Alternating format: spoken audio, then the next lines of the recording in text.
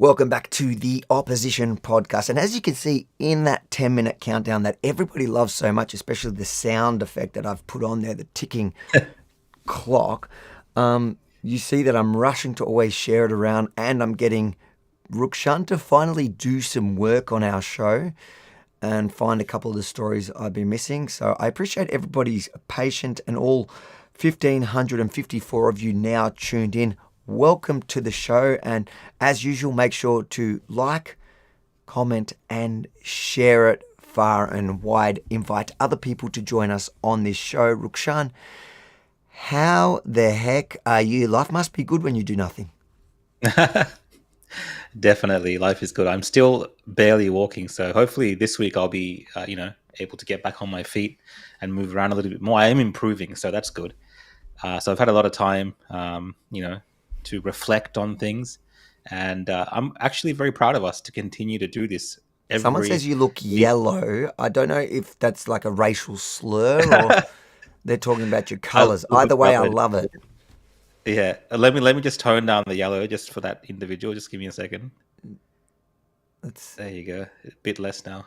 listen to Rukshan. But He yeah, does I was saying, everything for I'm just everyone. I'm just really happy that we're doing this. On Consistent. time, on schedule. It's committed to it. It's actually good, and a lot of repeat viewers and people joining in. I know right now we got about 700 people with us, and sometimes people say, "Hey, we go to your Facebook, it's only showing 100, 200 people watching." That's because it's a cumulative view count, because we multi-stream this, simulcast this across multiple platforms. So lots of people joining in from everywhere. So thanks again, guys, for joining in to have a chat with us and talk about all things politics in Australia and around the world. Now, before I introduce our special guest tonight, I just want to remind people, the chats, your comments come up on the thing here for me across YouTube, Facebook, and X. I won't be putting all the comments up. We will put up some of them. On my daily streams throughout the day, they just roll by themselves. So if you really just want to spam my streams, you can do Hey, that. and that's the new thing, right? You're Yeah, you're turning into a live streamer, I'm a streamer, mate. I'm a streamer. you're just streaming all the time now. So We can guys, check hear out the Arby's jealousy in YouTube. your voice. Remember when you were the live stream guy and now you're Yeah, basically a peasant? now I'm just a peasant, and you're so follow Arby's YouTube. You turn on notifications when he goes live. He goes live at random moments to talk to who are you talking to? Talking to randoms on the internet. It's actually I'm having a lot of fun doing that. So I do invite everybody, no matter which YouTube you're on or whatever platform you're watching on. But if you want to get them, subscribe to the whatever channel you're watching on now. Make sure you hit the notification bells, especially on YouTube. That way it lets you know when we go live.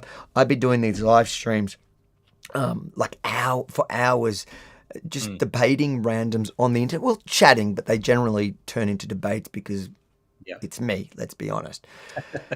And of course, any of the super chats, any and every super chat on YouTube, we will read through the show. And I want to thank you in advance for all of you who support our show by super chatting, because it really helps us, pay Rukshan for what he hasn't done. Definitely, guys. Please make sure you do super chats on my YouTube page. Yeah. And if that doesn't work for you, go to mine and do it there too. All right, let's invite our guest. I don't think she needs an introduction, not to our audience. Welcome to the show, Carly. How you doing? Good evening, gentlemen. I am happy to play referee between the two of you tonight. Well, I feel bad for you now. Welcome. Now, for those that don't know or don't remember you, because COVID has been a long time ago, and I guess those from our audience probably know you from the COVID time. You were the small business champion of COVID.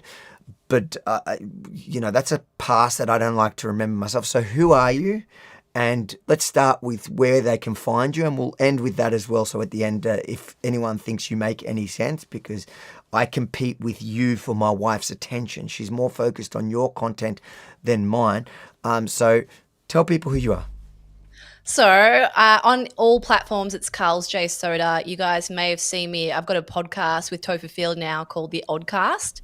And we do a similar thing to you guys, but we film once a week and we just have a bit of fun and talk about the current events and sort of keep our humor in check so that we can digest what is happening right now. But post-COVID, I mean, I'm a photographer. That's what I do. I actually have a business and I work in that business. And, part of being a photographer is being an observationist.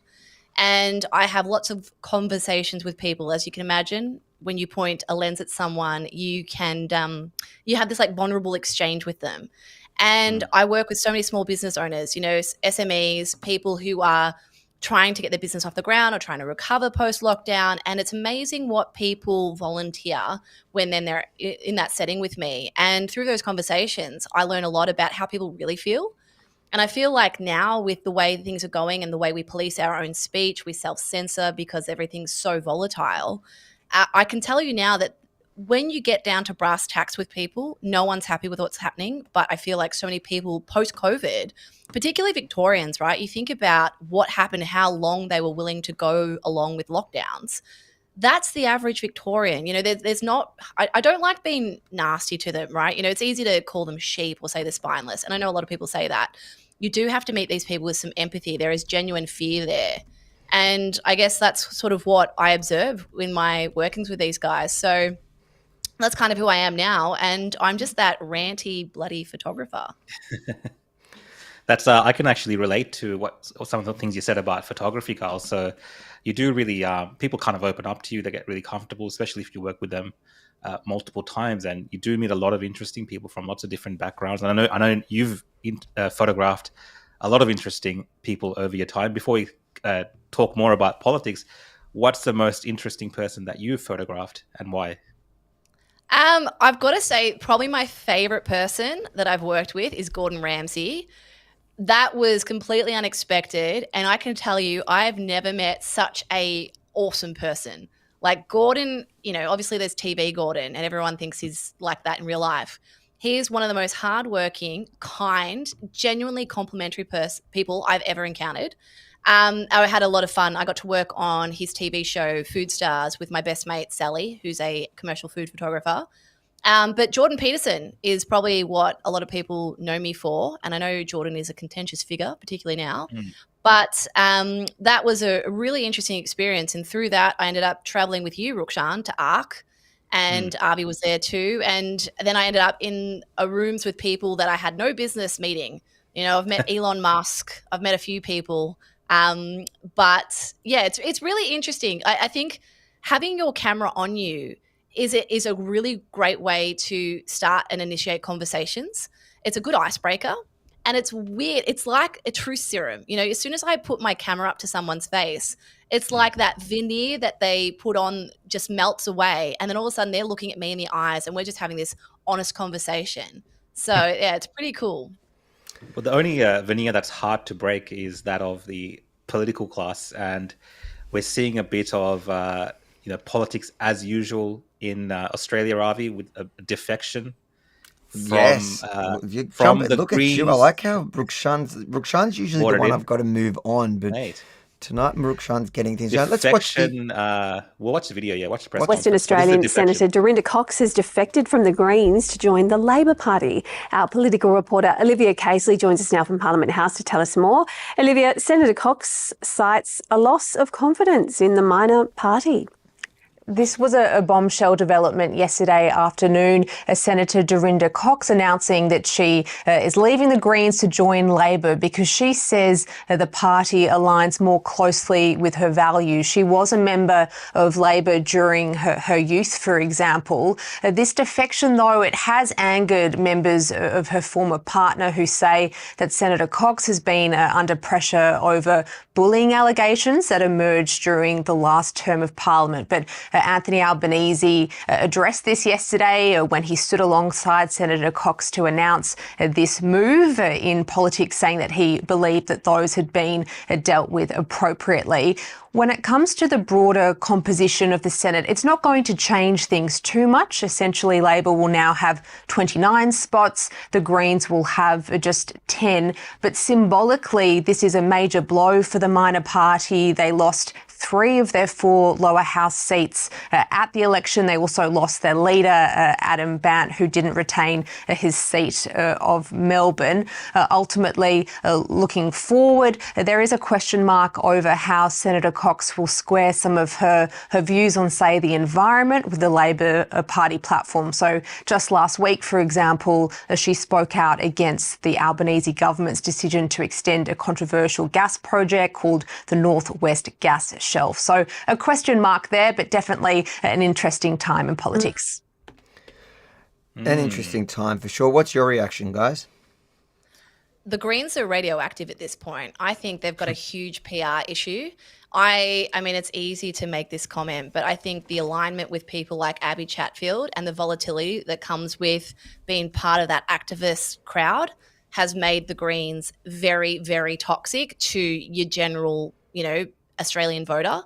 And I think with a lot of these politicians, they're considering their careers long-term and being aligned with these minor parties who are seen as antagonistic and volatile. It's not going to look good for their career down the track. So I think, it's a clever career move, but it's mindless.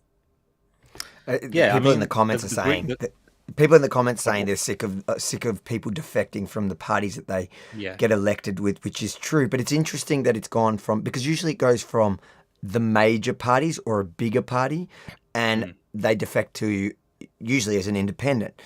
In this case, it's gone the other way. It's gone from the Greens at a time where they've hit an all-time low. They've lost their leader. They've lost a bunch of Senate seats, and this is a major blow, because now suddenly it's taking that balance of power in the Senate. I actually think it's a good thing, because it's taking away that balance of power in the Senate, giving the Labor now. I think now they would have 29 senators there, and that means the Greens have lost in this election like 5 seats in the Senate. So they really, I don't think Labor will need them to pass legislation. They can use a couple of the others like Jackie Lambie or whatever. So they don't really need the Greens, which is only a good thing for us. It means that they're not going to be pushing the Labor Party further left. What were you about to say, Rukshan, before I... No, look, I think, like you said, that's an interesting point. Like, she's defected to a major party and not gone as like an independent or something like what Lydia Thorpe did and so on.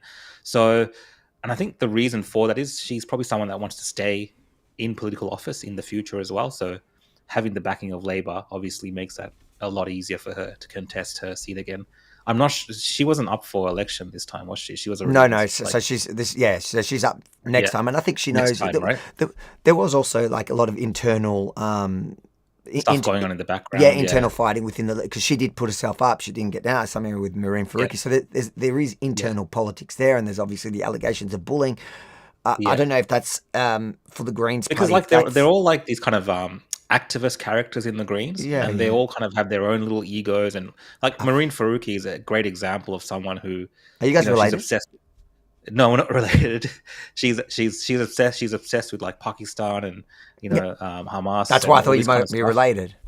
And that obsession comes directly from her own background. It's got nothing to do with like this activism cause that she's taken up as for some reason. You know what I mean? And she's obsessed with that, and she really portrays that as a major issue. Like we've seen videos of her standing up in Parliament and talking about a crisis in Pakistan, and yes, it's bad for what's happening there, and then trying to relate it to Australia and blame Australia. Like this is crazy stuff that these Greens do. So these characters, I think when they come together, it's a fertile ground for things like bullying. And that's why we're seeing all these allegations of bullying in the Greens and all this party disharmony, because you have all these people that don't really, yes, the Greens are meant to have this kind of environmental thing that we kind of know them for from the past, but today they haven't been that for years.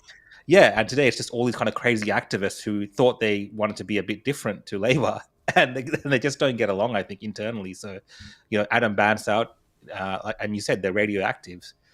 Who wants to be a Greens, unless you're a bit wacky, who wants to be in the Greens? I think the veneer, again, has the luster has really come off the Greens, because in 2020, right, when everyone was stuck in their home behind their screens, it was really easy for a lot of people who felt like they're on the fringe to get radicalized.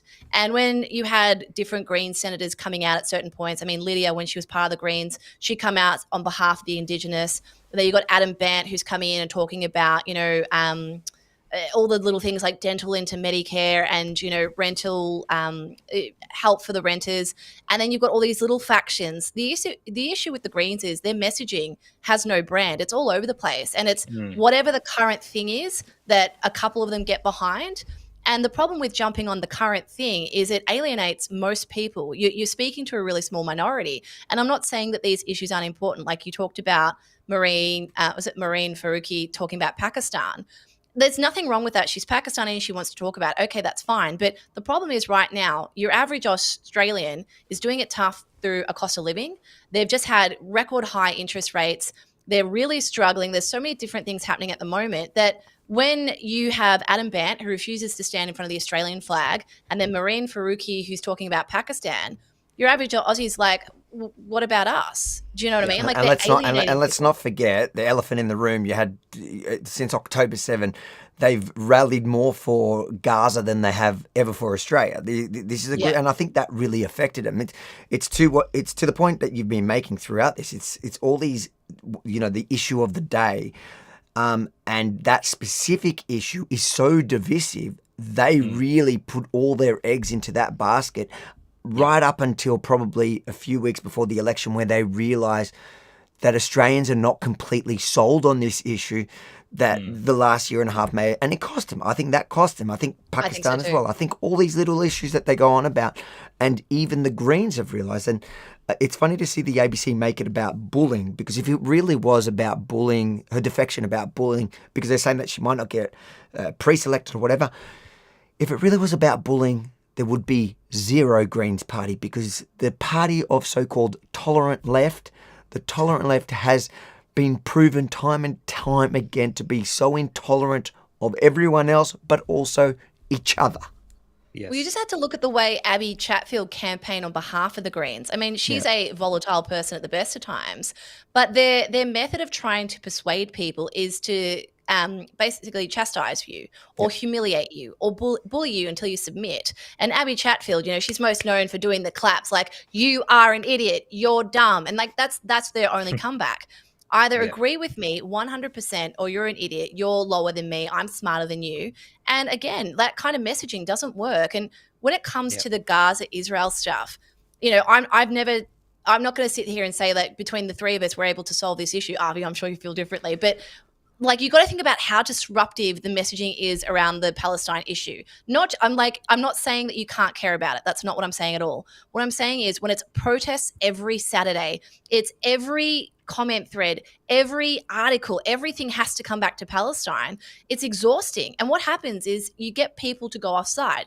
In your pursuit of trying to get people to agree with you or to align with you, you actually do the opposite. You make people at worst, like, put off, at best apathetic, and it makes people just go, well, like, if you're just going to yell at me all the time because I don't agree with you, well, why am I here?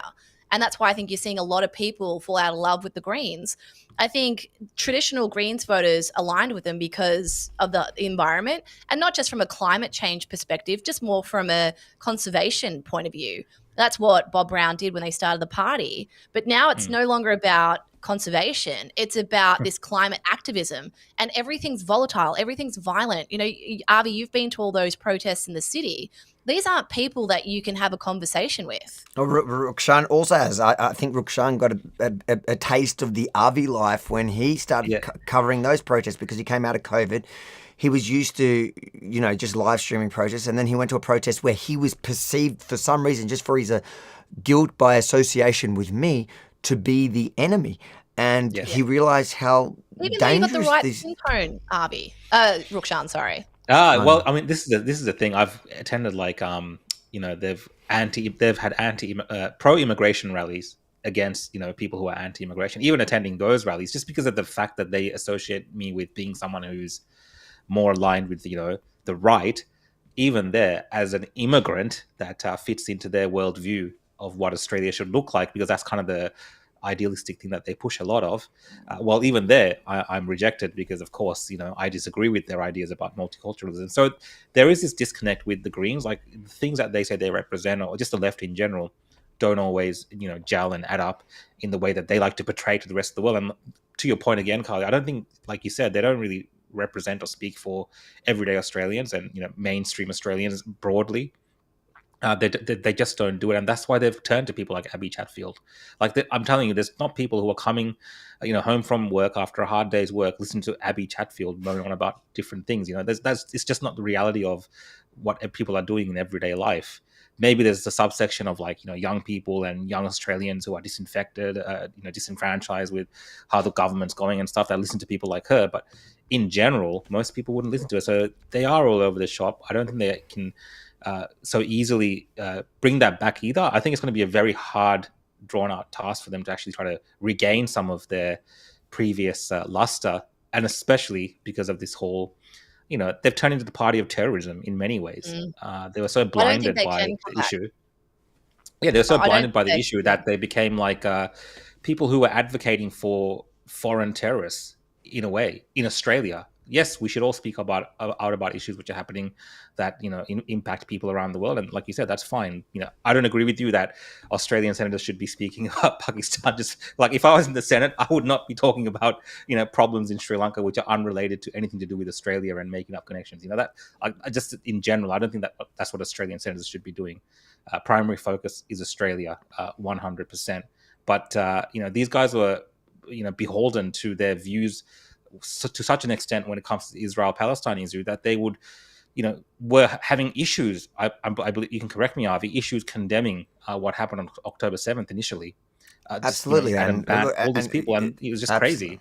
Absolutely, and their members even worse. Remember in the campaign when I was just talking to their members, they just struggled. And then you would bring it back to then. Okay, do you condemn rape under any circumstances?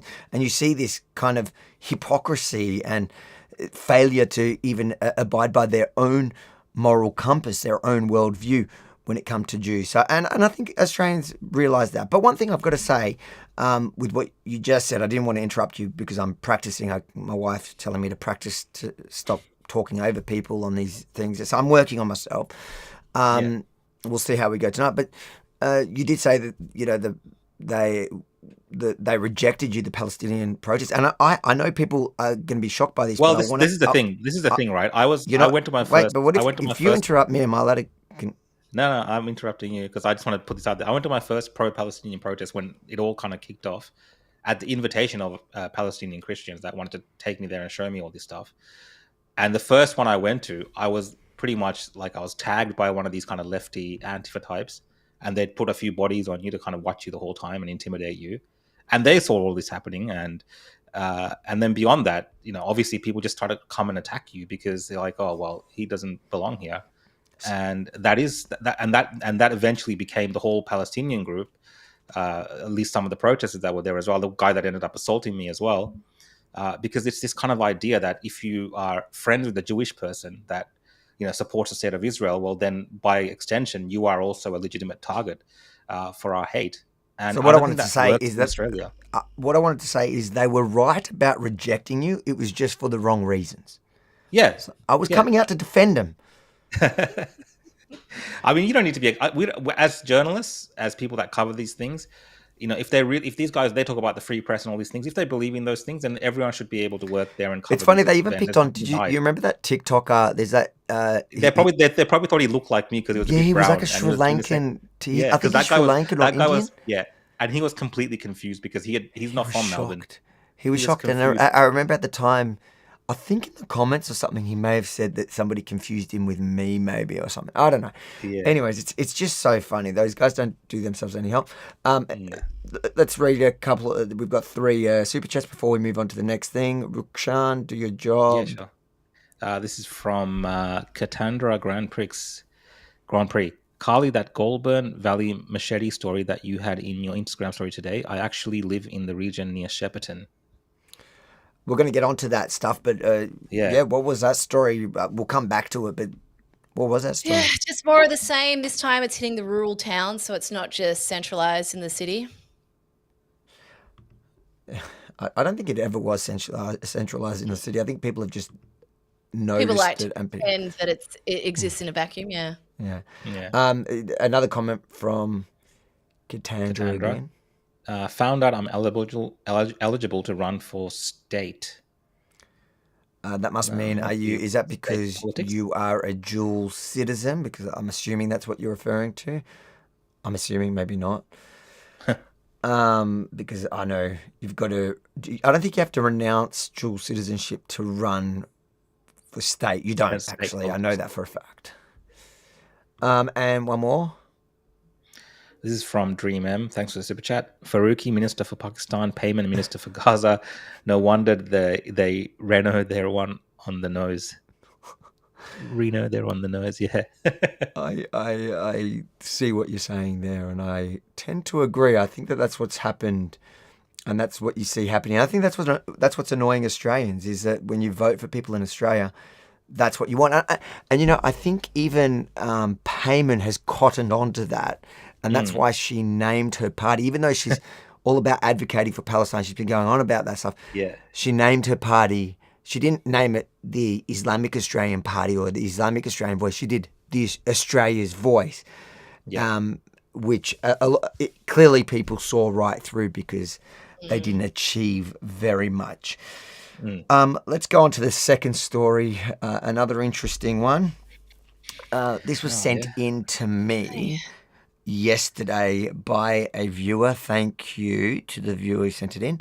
So this is the Mornington Peninsula Shire Council. They've essentially, you can see, they've got 3 flags on this registration for kindergarten promotion for the council. So for the ratepayer funded council kindergarten. We're talking about kindergarten, little kids. And so they've got 3 flags on there. They've got the Torres Strait, the Aboriginal, and then the latest trans one, which I don't even know I haven't kept up. Obviously, I haven't been paying attention for the last week, and there is another thing in there. There's a little circle. Just looking at that, what's the circle? Yeah, I don't know. Do you know, Rookshine? That's your community. It's I'm live Googling. It's another plus something. It fluctuates, depends, and it's always adding stuff onto it. I don't know if the English alphabet will be enough eventually. Hang on. The Intersex Inclusive Progress Pride flag. Try saying that 3 times fast. We should adds have a known yellow that. triangle with a purple circle to specifically represent the intersex community. Okay, there you go. Thank goodness. Yeah. I was starting to feel like I was always wondering where they were on the other flag. So, but this is a serious thing. You've got a council promo here with already virtue signalling with Torres Strait and Aboriginal people, which I wonder how many of them live in Mornington Peninsula. But they refuse to put the Australian flag, and in its place on this kindergarten thing again, like that's reminding, like it's kind of sexualizing this this registration for kids. Like it makes you wonder, what are they going to be teaching in this kindergarten when that's the focus? Well, and they're avoiding any. They're erasing any Australian national identity. This is the insidious nature of this ideology, though. They need to start it young, because if you explain you explain this to someone who has common sense, it makes no sense. So who better to speak to about all this convoluted sexual deviancy than children who have no context for what you're talking about, right? I mean, I've seen a lot of this stuff through Libs of TikTok on X, and she shows a lot of what's happening in the US schools. And essentially what it is, I mean, you guys would have talked about drag story time before. Yeah. Getting in on this ground level and making it seem somewhat okay. The issue with this is I don't think the people who have put those flags on that particular flyer are trying to indoctrinate kids. I think this is like probably some white liberal woman who feels like she's doing the right thing. She's, very inclusive, and she's very considered, and she's very empathetic to the community. I don't think she's thinking, oh my God, this is I'm now going to be able to groom kids. But what it means is that door, that gateway is open where these child predators are like, well, yeah, I just want to read story times to kids. What's bad with that? But, and I was going to say on that point, obviously the kids aren't enrolling themselves in kindergarten. So it's really, the kids have no choice in where they kind of end up. So could they be obviously targeting families and parents who are more left leaning in this direction? Like this is a kind of a safe space to send your kids, if you have this kind of worldview, because there are obviously people now with children who completely subscribe to this idea of not having the Australian flag, who are these kind of they have this kind of ideologies and they support these things. So is this kind of a friendly environment for them? Is that Is that what they're kind of targeting with Even if something that, like this? even if that is, I feel like it's a council, just plain and simple, the council virtue signalling, and I was going to say, I don't think it's that deep. It's not. yeah, It's just a platitude. Make sure the flags are on there. We've ticked the box. Like I've used this analogy before. You know, do you guys remember Boy Scouts or Scouts? You get your sash, and then as you go along, you collect your little patches and you put them on the sash. This is literally just that. I don't think anyone's going, oh, you know, like it's not much deeper than we've got to look like we're doing the right thing. did you do guys. Scouts, Rukshan? I did not do Scouts, no. So you It's don't know not how to tie a knot, do you? I can just tie basic knots. Scouts is not a common tradition for Is it Sri still Lanka. around, Scouts? South Asian backgrounds. It must be around. We end up in maths tutoring and English tutoring, so we don't have time for Scouts. We have to get tutored. So there you go. That's Do Sri Lankans have tiger mums? Is it similar? I don't think it's tiger mums. I think it's like tiger families and parents, where it's just like education, And cousins and So you've got to do you got to do maths, doctor, lawyer, martial art? doctor. Yeah. Oh no, nothing like that. I was gonna say you got to be a doctor, lawyer, or accountant, something like that. One of those kind of top jobs. You know, that's your main aim. And sports is like a luxury thing where you still do sports, but it's like, you know, you should. you're being very humble there, Rukshan. Do you know Rukshan was the captain of everything in Dandenong High? He was he was the captain of the swimming team, and he didn't know how to swim. That's Dandenong for you. Like literally, Dandenong High School is no one wants to, you know, do any of this kind of stuff. So it's a great opportunity to put your hand up and be like, yeah, I'll be the captain, even if you can't swim. Looks It doesn't great on the matter. resume. That's Dandenong High School, and we'll talk about Dandenong a bit later today as well, obviously, because of everything that's kind of going Well, on. we're in just that about to part of move. the world. We'll move on to the next story, which is the Jeff Kennett's article Well, there you go. in today's Herald Sun. We don't have to really read the article. It's quite clear from the headline what he's trying to say. It's time for Victoria to introduce a zero-tolerance approach towards violent offenders. Victoria cannot continue to pussyfoot around acts of criminal behaviour in our community. Violent offenders should go directly to jail without passing go or bail. And I got to say, I agree. If you look at, for example, New York, prior to, what was his name? What was the mayor of New York? Rudy Giuliani. Giuliani. So when he introduced the zero tolerance, if you were in New York before the zero tolerance, it was a scary place. And then if you went there after, it completely changed. It actually scared a lot of the criminal elements out of town because it just wasn't worth it. I feel like we need that here. I can't help but bring up my mate Nayab Bukele and how quickly he was able to clean up El Salvador. Not to conflate the two issues and say they're in any way similar. You know, a horrific gang crime. For those who don't know what I'm talking about, El Salvador used to be the homicide capital of the world. I believe it was like 1 in 4,000 was the death rate, or it might have been worse than that at one point. And essentially, Nayab campaigned on, I will have a zero tolerance approach. And you got to imagine, like, generations of El Salvadorians growing up knowing that they either have to be part of the gang because there's no other option, or you know, you're going to get killed. Having someone come out and saying they're going to be tough on it, you sort of go, well, all right, someone's finally got a backbone, someone's going to do it. He was able to completely rehabilitate that country within 18 months. Now, there's a lot of people who talk about CCOT, their big jail, as some, like, you know, Amnesty International is always talking about CCOT as if it's like some horrible camp where people are being locked away. But I mean, Topher and I have argued about this because he is, you know, he's an ideology-based libertarian. I am libertarian, but I'm also very realist. And the time for nuance and doing things like ideologically has well and truly passed. At this point, it's not about human rights. It's about protecting the victims and stopping it from getting more out of control. And if we don't do something at this point, and it's been out of control for almost a decade. This isn't a new thing. It's just now breaking more of the mainstream news because it's so prevalent. But what we're going to see if we don't take control of this crime is we're going to see the rise of vigilantes and retaliation, and it's going to get even uglier. And when you have people who are taking the law into their own hands, who are thinking they now have the right to go and bash these kids or worse, kill them, that's going to be a whole different conversation. And so if we don't want it to escalate to a point where we're having this massive crime issues on both sides, the answer was really simple for Jacinta. All she had to do was change the bail laws. She revoked them, she changed them, she watered them down, and she, to be fair, to give her some credit, she has acknowledged that they got it wrong, but yet she still hasn't made any decisions to change it. She could change it on a dime, and that's what people forget. She could change it today, and there's a reason she's not doing it. Is because if she does, it will be a PR disaster, because unfortunately, a majority of these youths are people who aren't Caucasian, and you can't have that conversation. And so if Labor were to come out and all of a sudden the incarceration rates go up, and then we look at some statistics and it looks a little bit like it's concentrated on one side of the fence, then all of a sudden Labor's going to have this PR crisis. So she's kind of damned if she does and damned if she doesn't at this point.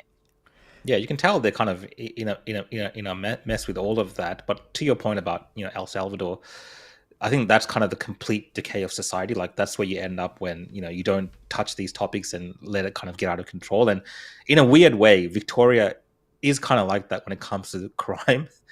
It is a topic that multiple governments, Labor and Liberal, at various points in Victoria, have not managed to actually handle in a way that makes the community safe. And this is, by all kind of metrics, Victoria is a first world country and a first world nation.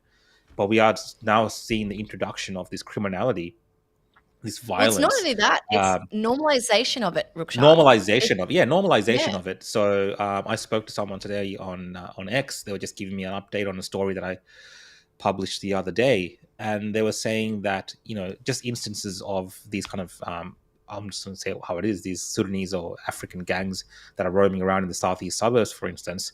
There are many instances now of them just going up to kids, beating them up, taking their shoes and their clothes. That's become kind of a normal thing that's happening there for younger kids growing up in those suburbs now. Now, when I was growing up, it wasn't to that extent, but that kind of culture of beating people up and taking their kicks and stuff like this is stuff that's seeped in. Because it's things that do happen overseas, and now it's become normalized here, and kids are living in fear of those things, and that's kind of what Australia is becoming like this kind of ghettoized version of America. And we talk about Alice Springs, Ivy, last time. It's kind of like that as well, and you're getting these pockets appearing in parts of the country, and it's a bit scary. Well, this is like one of those stories that you were mentioning. This is, I think, this is the perfect example. Yeah, the son was attacked by a gang at a Pakenham's party, and he was robbed. It's pretty shocking footage. Let's see if we can just bring it up here.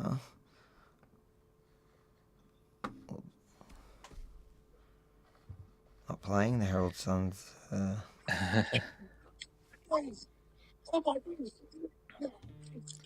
mean, he's surrounded by a group of thugs,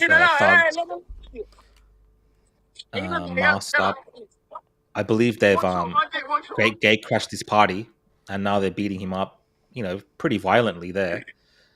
And it all ends with them taking his shoes, and I believe earlier they've taken his hoodie as well, his jumper. So, and I heard further about this from people I spoke to about what happened here. And apparently the police did turn up, and people were pleading with the police, these kids, they're just kind of a couple of blocks down, you can go get them. But the police were more interested in breaking up the party that was happening at the house. And apparently it ended up with the police pepper spraying some of the party goers at the place. So there is always about right from Victoria. That sounds about right for Victoria Police. You know what the problem was at the party? Spraying protesters and so on. There was What was the problem with the party? There was probably a 70-year-old woman there, and Victoria Police just can't help themselves. Do you guys remember, we're all of the same vintage. The worst we had when we were growing up, not to say that this didn't happen, I'm not suggesting that, but remember Corey Worthington? Remember Corey, the party kid? And that was like the worst thing that happened. Like a bunch of kids get a bit rowdy and partied a little too hard. Now it's like kids are partying and stabbing each other with machetes and also filming these crimes. When we that's had the aspect of it, yeah. That's true. A lot of this is imported culture too. This is stuff that they're witnessing on TikTok. They're seeing it on Snapchat. They feel cool. And I mean, God, I could go into a rant about this and I'll spare you guys. But a lot of this is I think your viewers will be like, that's enough. I've heard. That's all she talks. Rhonda, hi. We were victims of a home invasion in November. And I mean, I'd heard of the gangs, I'd heard of the youth crime, but until it's on your doorstep and you're the one living through it, I cannot tell you how unsettling it is. Like, I have really bad insomnia now as an ongoing thing. I wake up at everything. Our car was stolen. They came into our house while we were sleeping. They ransacked it. And then a couple of months later, whilst I was shooting a wedding, I had my car broken into and I had all my stuff stolen. And so I've gone through it twice in different settings. And I'm trying to keep my wits about me and make smart decisions, but I don't feel safe at home. I don't feel safe leaving my car anywhere, and I'm always looking over my shoulder. I don't want to catch public transport, and I'm not someone who's fear-mongering. I'm not someone who's, particularly self-conscious about things like that. But it is now a consideration. I'm like, all right, if I'm going to do this, I have to plan my day better. If we go to bed at night, we call it like locking up Fort Knox. I feel like a prison warden walking around my house, locking everything up.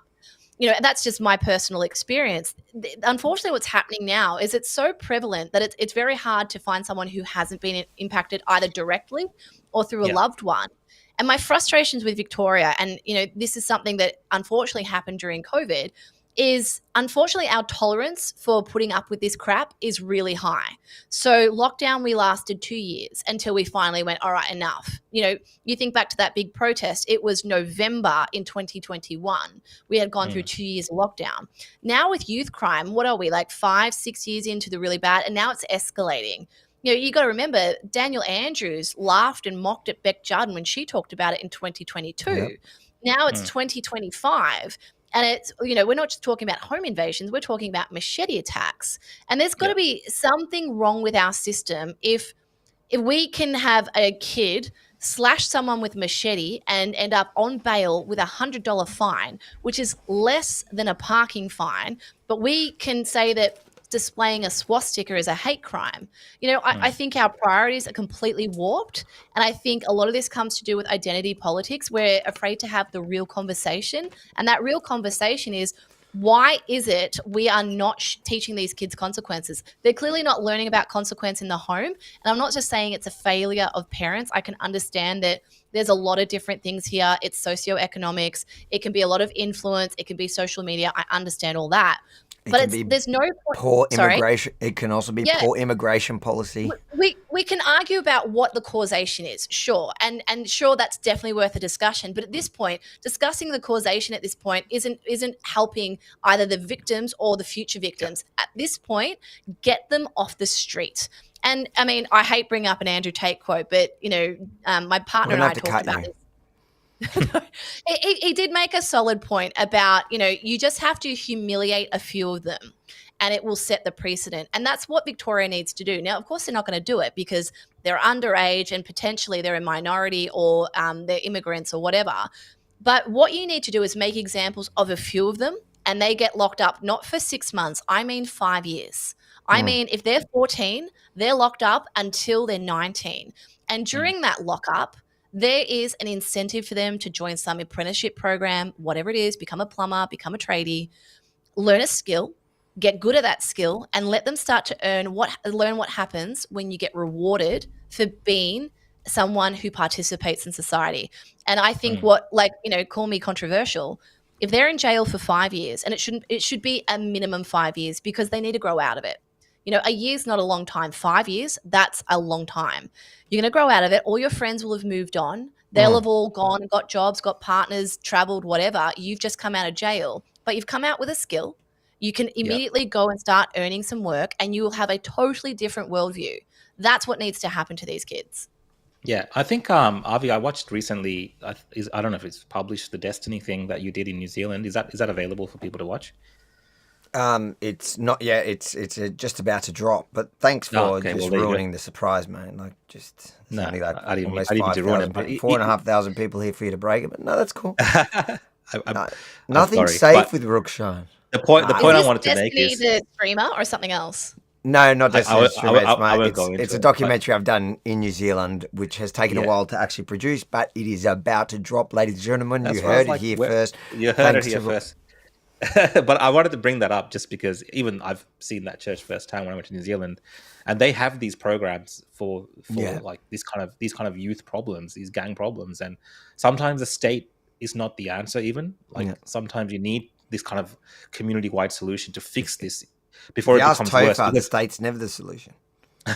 because what we have is potentially, right, we have these kids doing this stuff now. They're 15, 16, they're running around with machetes, stabbing each other, robbing kids, fighting and breaking into homes. Very they're not afraid to do this. They'll walk into a house with their weapons. They know that no one's going to really do anything to them. They're not scared. So when they grow up, the criminality that comes with what they escalate that crime to, and then obviously other kids that are born into that criminality as well, Australia just becomes worse and worse. The living standards for Victorians become less and less, and we're going to have more and more violent crime. We're going to have robberies where people are, potentially murdered and killed, because that's how it escalates. That's how you get to these societies. We talk about the homicide rates in countries like the USA. For all intents and purposes, they're pretty similar to Australia, Western way of life of Australia, but there's so much more gang violence and killing there, where it's almost normalized during a Rukshan, robbery. So we don't want to get there, but I feel like we are at the precipice of getting to a point where the police have lost complete control, and we're going to have these gangbangers running around, shooting people up and killing them, because that's what it escalates to when there's no consequences for what they're doing right now. yeah. Rukshan, I was going to say, you would be familiar with that case that happened in Cairns just recently, and it wasn't just a home invasion; it was a rape. It was a gang It rape. was a rape. Yeah, it was a We're gang already rape seeing that. It's of a here. young woman. It's already here. I'm talking about it to an extent where it's like the norm. But you're seeing that. You're right. I mean, I'm pretty sure she was a young woman. That her partner was there as well.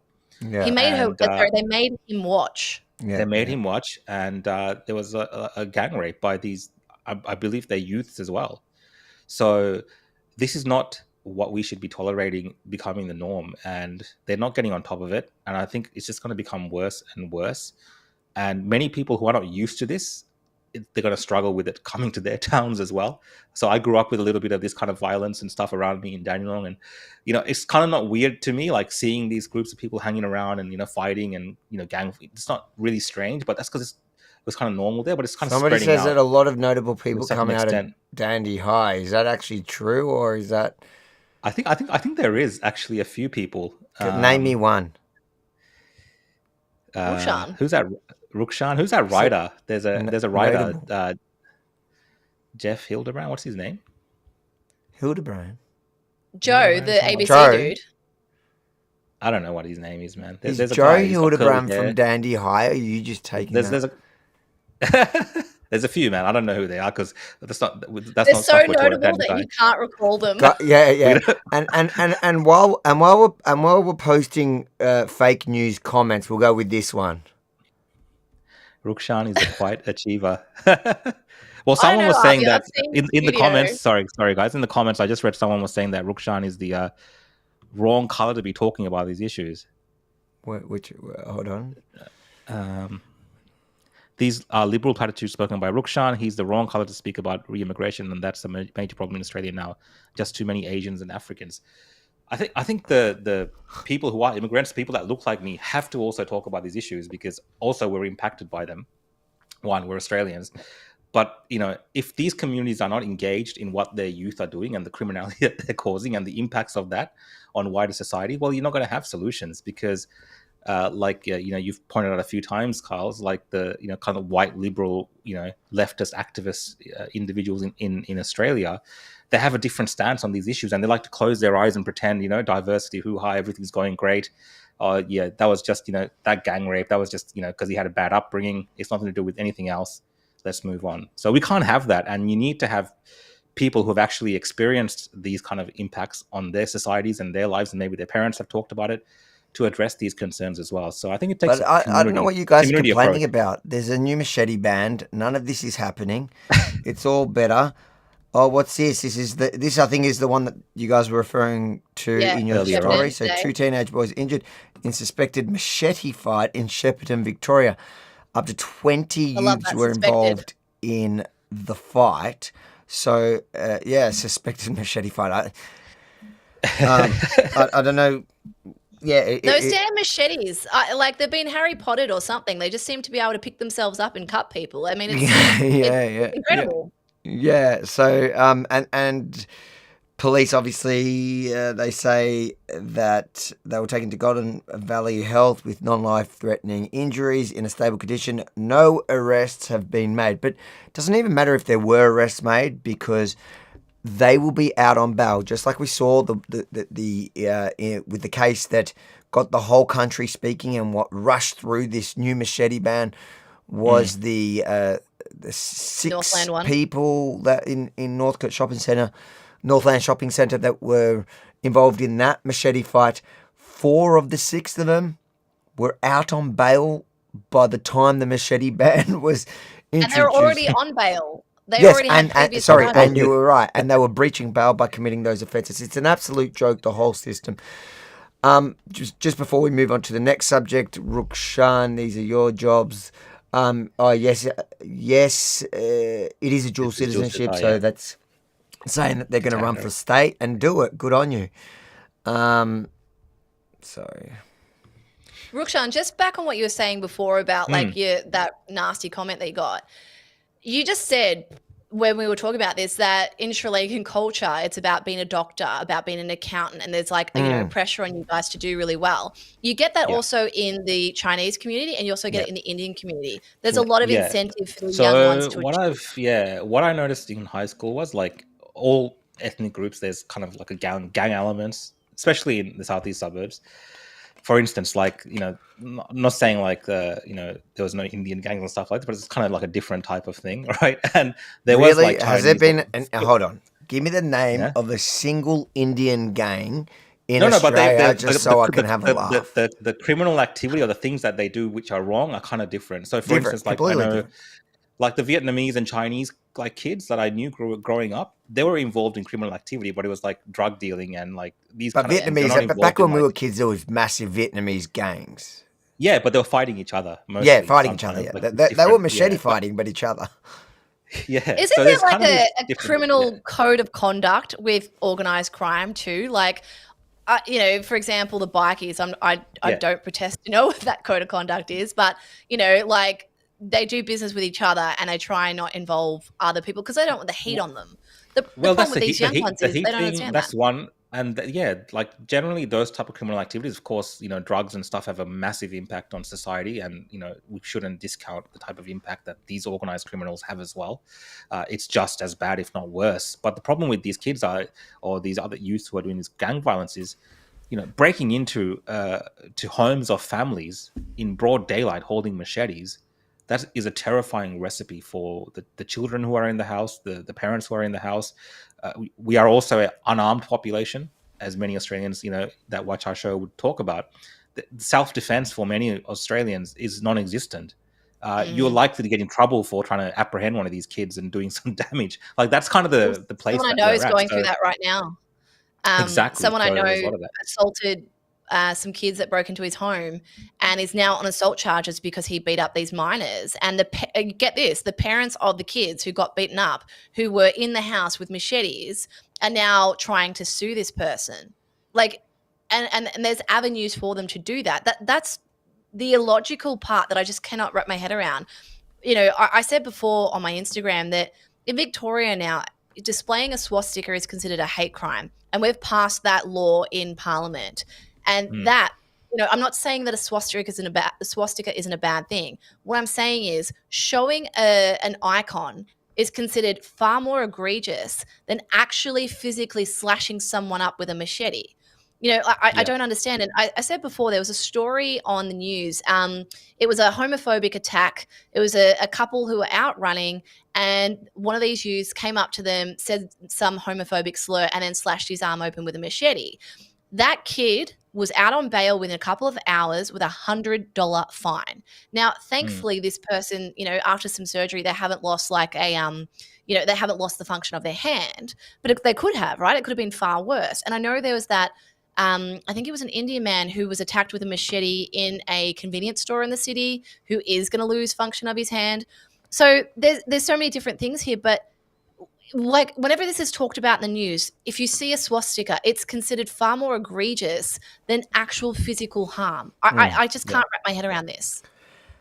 And on the point of self-defense and people in Australia having to then defend themselves in the courts, like we don't have any castle law that protects people's rights to defend themselves and their family.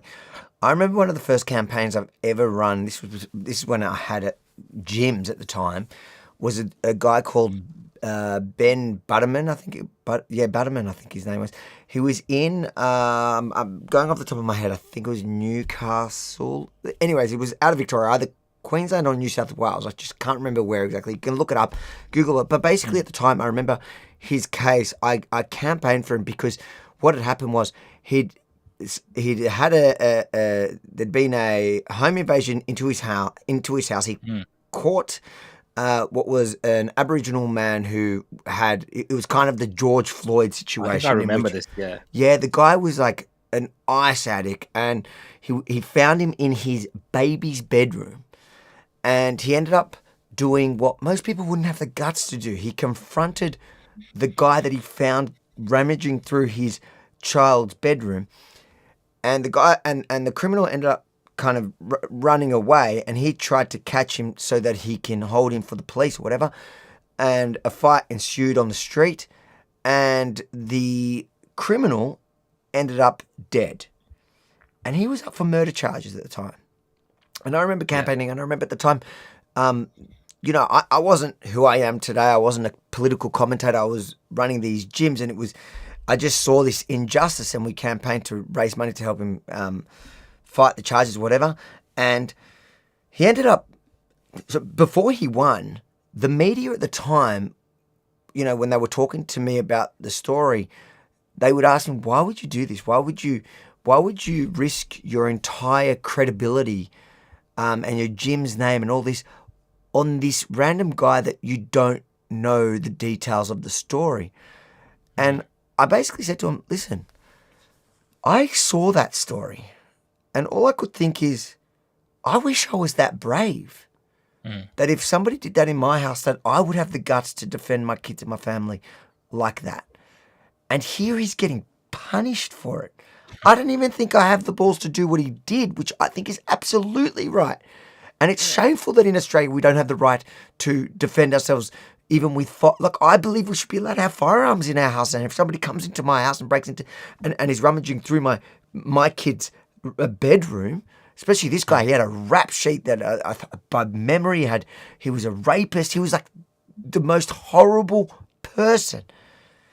And because of the campaign, and because of the fact that the police ended up charging him, and that he had to defend himself, he sat in he was on remand for a long time there while he went through the courts, and there became this campaign in his town against him, like he was the criminal. I was thinking, this is injustice, and at the end he ended up fighting, winning, and I think he got a payout after all. But there has been a problem with our system for a very long time. It's just gotten worse. And wasn't there an example of that recently, Avi, in WA? Two homeowners, there's two homeowners, and I think it was an Aboriginal youth broke in, and one of the owners beat him, basically black and blue, didn't kill him, but beat him up, and now the Aboriginal child's family are trying to sue the state as well as the homeowner. Yeah, I think I heard like they tied. I think he tied up the kids. Is that the one they tied him up? Yeah, I remember vaguely. Maybe there was some bad videos of it or whatever, and I remember at the time the family actually messaged me saying it's, they've got this 2-minute clip, totally out of context, and the media's just basically creating this narrative that these are like the most evil homeowners. Oh no, that's the kids one. This is a different one. This is like WA homeowner. Yeah, that was the one with the young kids that he zip tied or something. But apparently, I don't know the story, but apparently at the time it was completely. It wasn't the story we were being told. It was just a video after a long story of. I think it was something that was going on for weeks, where he'd finally snapped and had enough and did something, and that was what was clipped by the media to make this guy. Well, out the media do have a responsibility in all of this, right? well, they love it. They love these stories. They like George Floyd. They love that stuff. Exactly, right. They glorify kind of they scare homeowners And if it, and people and if it's an Aboriginal person, like last week before we came on, and there was that death in custody, and I was just had ABC on the side, and it's just like the way they were drumming up another death in custody, another Aboriginal death in custody, and like it's like they didn't know any facts. A death in custody in Alice Springs by undercover cops, and it's like they just wanted, and they kept going down the narrative of this how many deaths in Aboriginal deaths in custody in Australia, and trying to ignite that flame that we saw so much destruction from in 2020, 2019, 2021. And I just found that article about the one in WA. So and it what was it? So it's Perth now. I'm just reading it to you. Boulder home invasion. 2 injured in machete-wielding home invasion gone wrong. 2 men have been seriously injured after a man armed with a machete brazenly attempted a violent home invasion in broad daylight. The incident unfolded on Friday at 10:15 a.m. So in broad daylight. A 20-year-old man broke into a home with a machete. A man living at home whose wife and children were also at home at the time confronted the intruder, and the altercation broke out. The machete-wielding man received serious injuries and was airlifted to the Royal Perth Hospital by the Royal Flying Doctor Service. The resident of the home also suffered serious injuries and was sent to Kalgoorlie Regional Hospital. So from what I understand, what's developed since is, the parents of the intruder have come out saying this is racism and whatnot. And but that's what happens with these conversations. As soon as it's someone of a minority or a migrant or someone with a different color skin, the entire conversation gets hijacked so that we avoid the actual conversation we need to have, which is we need to take action now. The longer we put it off, the worse it gets, as you said, Rukshan. And start and treating the criminals the like criminals and the victims like victims. There is a right and wrong in these situations.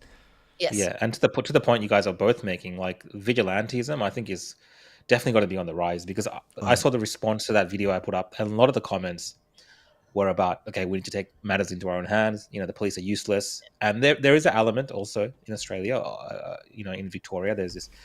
I don't know if you've seen the image, Avi, at Northland, like the National Socialist Network, that group. They went there with a banner after the machete you attack. You got to laugh at that group, because it's just so funny. And I pointed it out. That group, they when they protested the Jews during the election, they went there in the middle of the day, mocking Jews, dressed up as Jews, spewing all their Nazi hate. But when it came to Northland Shopping Centre, which is in the heart of like the Arab community, and I think there's African migrants there as well, they waited till the night time to come. It looks like it looks like early hours of the morning. It looks like 3 a.m., 4 a.m. Yeah, like they wanted to avoid any actual confrontation in that area, because they are scared shitless. And I don't blame them, because in that area, they would probably very likely quickly get their heads kicked in for what they were posting there. But my point was, like, these groups are becoming emboldened to the sense of, well, we're going to. They're just trying to capitalize on it. I think that there are legitimate vigilante groups that will form from this, which is like neighborhood watch, Aussie neighborhood watch, where people will just join in their local community. That group, they take every situation and they try to use it as a tool in which to recruit. But I got to say, anyone watching this, anyone who saw that and was inspired to join that pack of losers who didn't even have the guts to go do it in the day, well, I guess you are a coward, so you can join the rest of the cowards. And if you want to prove me wrong, go do that in the day. Go do that when people are in the neighborhood driving around. Because in that area, I know I know many cops that work around that area, and I've been told some of the statistics on firearms that they find in just in regular traffic stops. The statistics on firearms that they find in cars in that neighborhood. It is a very high Middle Eastern gang area. Go and try that there, because the groups that were fighting the machete fights, it was Middle Eastern versus African. Go and try it there in the day. and you're not brave enough to do it, you're only brave enough to go to Caulfield or whatever whatever area that they targeted during the and I just think we need to embarrass them for that type of stuff, because it's all very planned, and they are, like, we see they're a pack of cowards. I've seen them at those protests that they come to fight Antifa or whatever, and then, like, even there they were scared. Like, I don't know, were you at that one where it was the neo-Nazis versus the Antifa? Like, it got confusing because they were all dressed the same. They were all dressed in black and balaclava, but it was They're all wearing masks. Yeah, it was Antifa versus the neo-Nazis, and they were both shouting "Free Palestine." Like, that was the funny. It's a shoehorn theory. They literally proved it right that day. They are so similar, but one thing I did notice is that because they were so highly outnumbered, then they did get, and it's fine. Like, it's understandable. I get scared when you get, like, outnumbered by people who want to bash your head in, because it's, that's a natural reaction to it, because we're human, right? But these guys portray themselves as like, we're going to take the city streets. We're going to be invincible. We're going to show Northland Shopping Centre who's really controlling this place. This is our country, white country. It's like, you guys would never do that on a real day anytime. Yeah, look, I think you made a good point. Sorry. I was going to say, for their particular brand of activism, I think, until they can kind of go mask off, and this is the Patriot Front in the US and everything, they're always masked. A lot of them anyway, to hide their identities. They're afraid of being known in public, and they'll make excuses for that about, what's going to happen to their personal lives and things. But, all around the world, there are people fighting much more government tyranny and all sorts of other consequences for them actually speaking out against governments and things which are happening. Even I've seen women, when the Taliban came back into power in Afghanistan, they were there maskless. Yeah, absolutely. Knowing all the consequences of what would happen to them. So all around the world, in countries where people actually get killed and murdered for, being brave and really. And you don't even have to go that far, Rukshan. Like, I'm telling you, I am not a brave person. I go with a mask off. You know how many people hate me out there? There are community groups. There are groups on Facebook that talk about how much.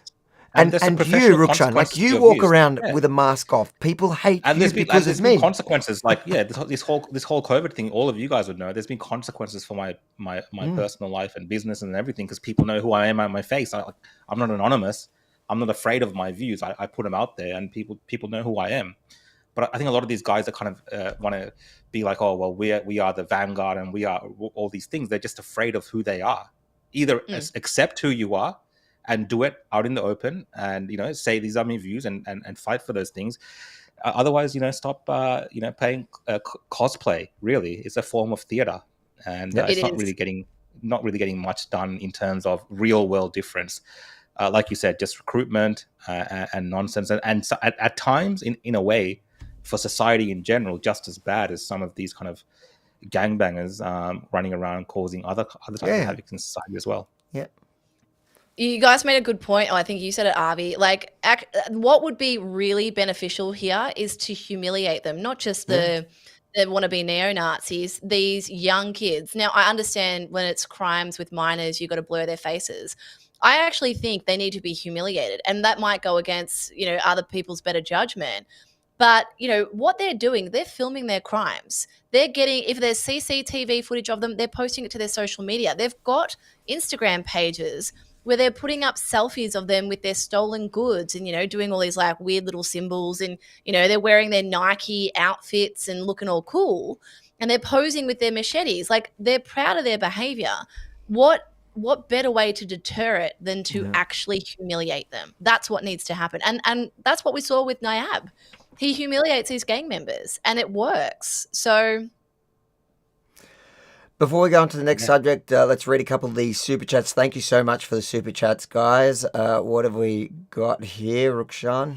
From Abby King. Abby, thank you. Carly speaks really well. Would she consider going into politics? Oh, I get asked this all the time. And the reason I say no is when you're in politics, you have to be very considered in your approach. You've got a lot of eyes on you, and there's a whole bureaucratic process. I am same as Avi and Rukshan. I'm better as an antagonist.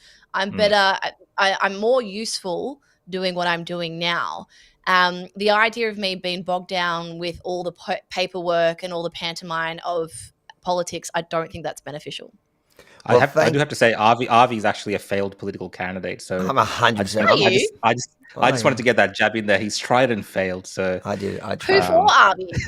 It was the Australian Liberty Alliance back in 2018. I was as failed as okay. It was a reality check for me because in my head I was the most popular guy.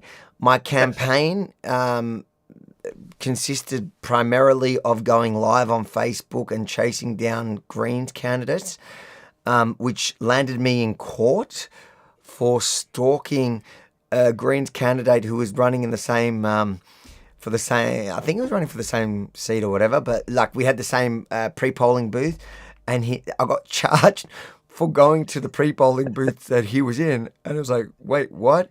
We're both candidates in this figure. How can I be charged? So anyways, it all got dropped at the end.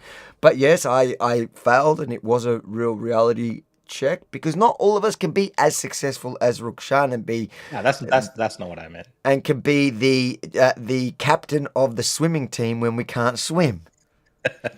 Can I just add one more thing, like on a bit more of a serious note? There's a role for us all politically, and it doesn't always mean you have to be an MP. You know, like we talk about the consequences of speaking up, right? Like obviously those watching, many of you will probably be familiar with the video I made and then the direct hit I got from Daniel Andrews' office afterwards. And it did ruin my life for as long as I let it. You know, there has to be that sort of baptism of fire. And once you realize that, you know, they're gonna throw everything at you, and it is terrifying when you're not used to it, but you come out the other way absolutely liberated. Because I'm like, you can say whatever you want to me now. You know, you become untouchable. Not everyone is cut from that same cloth. And I'm not saying that to like talk down. We all have a role to play. And for example, we're all happy to put our faces out and our opinions out, much to the detriment of, you know, our careers in other capacities. That's fine. Other people not so, but there's ways that you can be involved as well. And I think a lot of people believe that the only way to get something done is through, you know, through office. You can campaign, you can lead all these organizations that get the attention, because at the end of the day, what that MP is doing is trying to appease the biggest majority to get re-elected. That's when you understand politics, that is all they care about is re-election. So once they get voted in, they'll do a couple of little things to, you know, they'll shake some babies and kiss some hands. And I meant to say that the way I did, just to be funny. And then they, you know, then the next thing they start campaigning for their re-election. So they're not actually achieving a whole lot in their sitting, particularly if it's a federal seat. Yeah. Wow, you just described Babette. The shaking babies, kissing hands. No, not doing anything. Just so, well, Abby, by the way, thanks again for the super chat. But if you do want to see Carly, just now's a good time to plug your podcast and whatever. So Topher Field and I have a podcast called The Oddcast, and you do need a sense of humor to watch us. We basically do the same thing here. We're talking about politics and pop culture, but Topher is a political commentator and a staunch libertarian, and I'm just there as, you know, basically the class clown, and we have a chat about all things. And where can they find that? Oh, it's on everything. The Oddcast HQ on YouTube, the Oddcast HQ, and it's also on Spotify, Apple, and we do it every Wednesday. So make sure you tune in tomorrow. If you want to follow me, you can follow me at Carly Soderstrom on X, on YouTube, and Instagram. There you go. Awesome. I was going to say, Avi, we got to get on Spotify again and compete with these guys because I've got to get the Spotify. I'm going to get Daniel. Are we going to be bigger? Are me and Topher going to take over? Are we going to be bigger? Well, we haven't been doing Spotify. We've been doing it. Yeah. We did Spotify for a bit. I never looked at the analytics of it, but I think we just got to get these shows put on Spotify again because there's no way. I don't mind you winning, Topher. Yeah, Topher beating us is kind of an insult into my entire existence. I'm sorry. Do you know what I think though? Like in a good way, there is a real hunger for Aussies to hear Aussie-based content in podcast form. I mean, you look at some of the big ones from the US, you know, whether it's Rogan or it's what's his name? I was going to say Topher Field, not Topher. What was it? Tucker Carlson, or Tim Cast. They're so American centric. They're great podcasts. We enjoy the way they're done, but there's not many Aussies who do it well, and that's going to be me and Topher. I think that's awesome, and I think definitely you're right. From the conservative side of politics and the right wing of Australia, I think the only one that's kind of got some prominence in terms of mainstream is probably John Anderson. But I don't think that's palatable. His style is palatable to everyone. It's not like a Joe Rogan style. No, it's more of a very specific, very There's a lot of formal. hubris in those podcasts.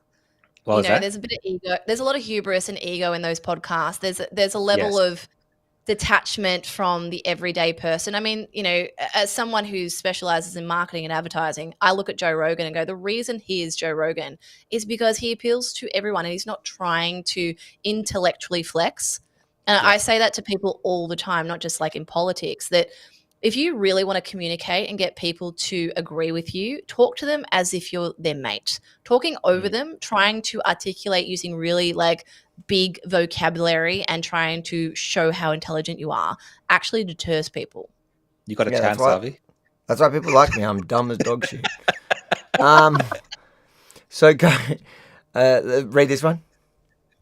This is from the Forest Freedom podcast. Thanks for the super chat. Your guest game just peaked with Carl's on. Love the other Carls. There you go. Yeah. I could be your token woman. If we get super chats because you're on Carl's, we'll have you. Yeah, I think we're going to have to invite you more often. Maybe what nights? Wait. Do I get this money or what? Wow, now you're starting to sound like you're partly Jewish. Talk to Topher about libertarian economics. Talk to Topher. I enjoy these conversations. Thanks for the super chat there. Your super chats are much, much appreciated. There's a couple of read these ones quickly because my following better be going up. Katandra has done a few in a row. That is the bridge at Aqua Moves in Shepparton. Oh, okay, that's the spot where the image showed. And then, not sure where it happened, but the image showed that. Search it up, Granby. I think tomorrow is Killdozer Day. I'm scared to check that up. Yeah. And one more from Katandra. Agree, Carly. We lack Aussie-based content. Yeah, that is true. Appreciate the super chats, guys. You can still do it, and we will read them through the show. For now, we're going to move on to the next subject. And again, just a reminder, guys, if you're here for the first time, make sure to subscribe and hit the notification bell, especially on YouTube, but wherever you are, because we do more of these lives. And we have been consistent because Rukshan has finally decided to show up to our show. I've upped my game. Yeah, it's been good. Moving on to the next subject, one that's very close to my heart, Miss Grace Tame, who has me blocked on X. I can't remember what I did. I probably breathed. You're a Jew, Arby. That's why. I'm a Jew. Yeah, she is no fan of the Juden. That is true. So Grace Tame's contract with Nike under threat just 6 months after she was made an ambassador as sports brand launches probe into her views on Israel. There you go. I did see a petition floating around about this, but it is so funny to me that the far left, the ones that have for years screamed at us at how tolerant they are, all turned out to be these Jew-hating like nutcases who are standing for the most intolerant terrorists on the planet. But it's interesting. I don't know much about this story. Do you guys know anything about it? I know a little bit about it. I was reading up about it for our podcast tomorrow. But essentially, Grace Tame is a long-distance runner. She's got herself a Nike sponsorship. I mean, whether or not we agree with Grace or not, she was Australian of the Year.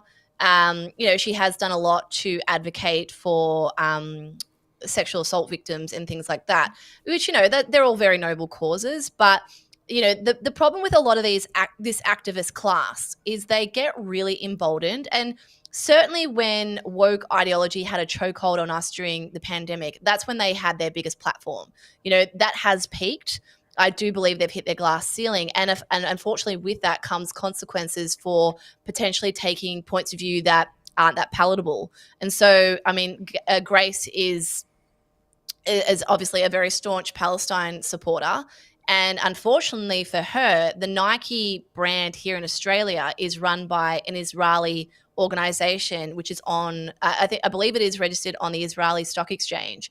So she's actually biting the hand that feeds her. And, interestingly, these people are, talk about cancel culture. We need to cancel people. And that's very much the progressive tactic, isn't it? Humiliate to coerce people to agree with you. And now that the shoe's on the other foot, now it's a terrible thing to do. You can't cancel me for having these points of view. Well, hang on a minute. You've been doing this to us for the better part of half a decade. Now it's time you eat your words.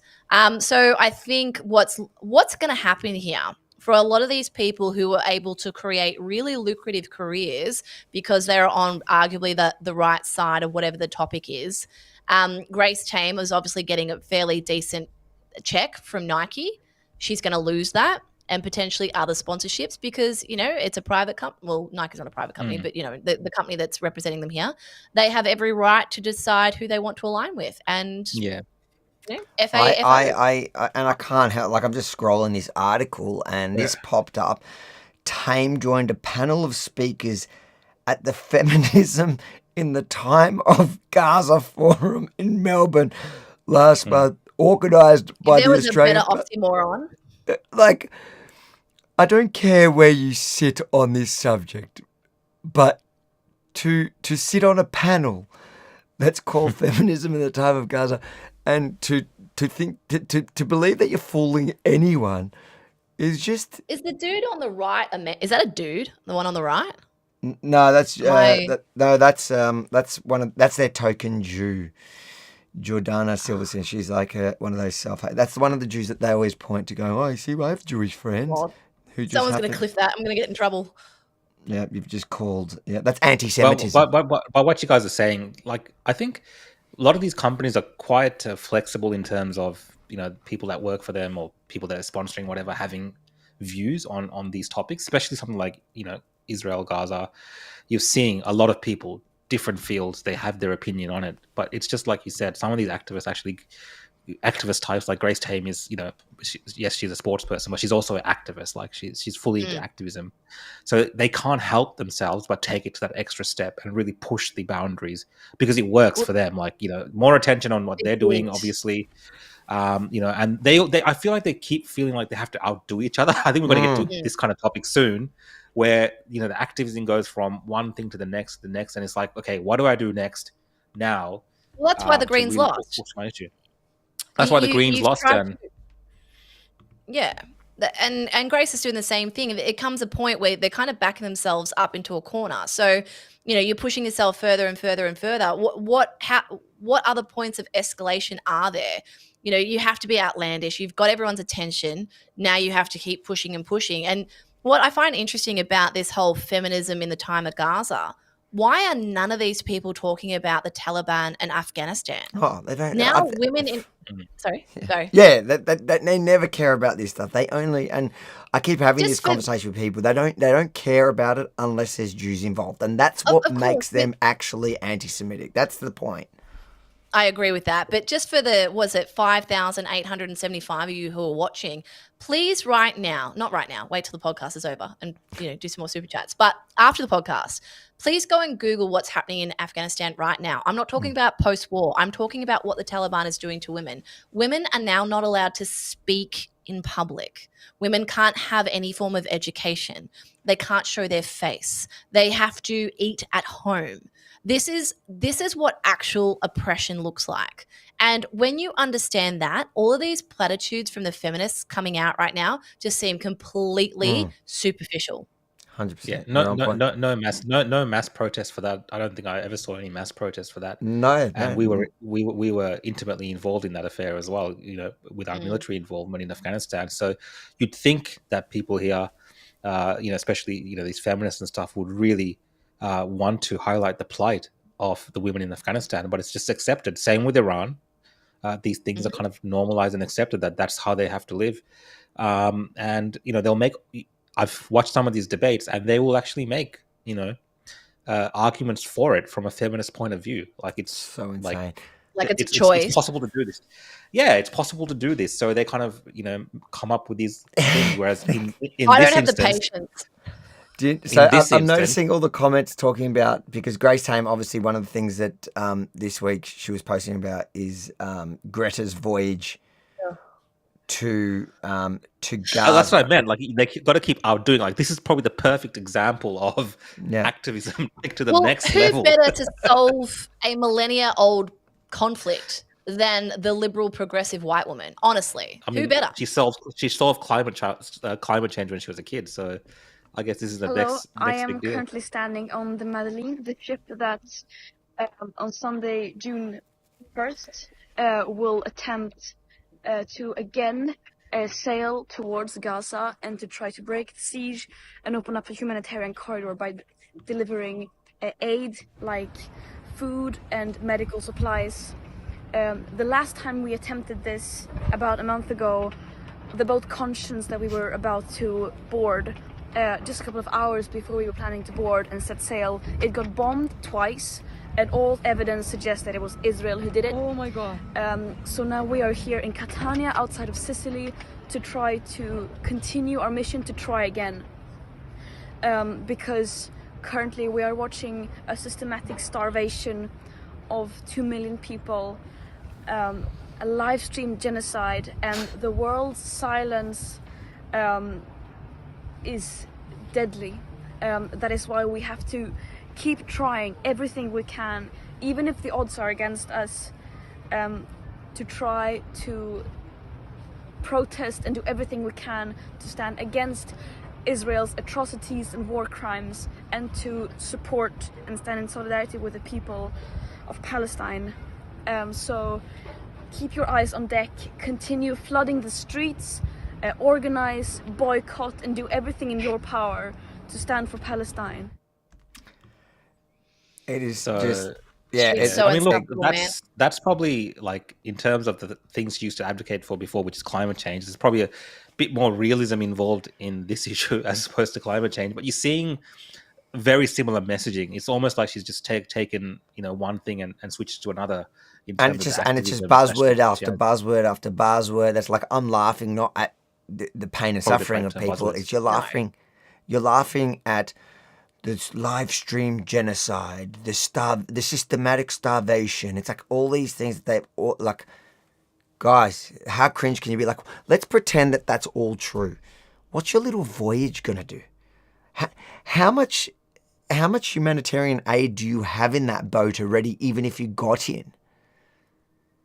I think this is actually really, really important to discuss with people. Hello, How now, thanks to Sorry, that was Is that Greta interrupting? Greta wouldn't shut up. I think now, because we have this access to live war zones through social media, there is this weaponization of our empathy. Like, don't get me wrong, I've seen some of these images, and I don't know what to do with it. I don't know what to think. It's horrible seeing a civilian suffer. It doesn't matter. I don't care who they are, where they are. I don't see a child suffer. But what we're doing is we're weaponizing this empathy to push ideological things here. And I'm not having a say on either side of the conflict. What I'm saying is people like Greta are using this to weaponize people and try and get a result that she herself doesn't understand the consequence of either. I mean, Greta is aligned with being that 12-year-old who told the adults that, you're robbing my future. She's also the person that said, what was it, 2025, that we were going to be dead? Exactly. It's just a constant hyperbole. And again, I come back to my argument I made before, that if you keep pushing this thing, you're not actually going to get people to side with you. You're pushing people away. The Palestine protests, the constant warmongering, the constant shoving it in our faces is not actually having the impact we think it is, And I just find Greta going and inserting herself in this argument, it's narcissistic. She sees herself as some kind of prophet. I'm convinced. I actually personally believe that Israel should let her in. And then they'll get a reality check of what Gaza is for loony lefties. Give her a tour. And do they? I hope they have a few queers for Palestine on that ship. I mean, look, as well. it'll be interesting if, they were demanding, okay, can we're going there, we're going to bring aid, we want to see the hostages, we want to resolve that issue. It's not like the hostages. It's not like. No, I'm saying, but it's not like that. It's all kind of performative, one track. Virtue signal. And it doesn't have to be like that. And, it tells you a great deal about what's happening in the world today. Something like climate change, as a performative activist for Greta Thunberg, it's not getting that much attention now.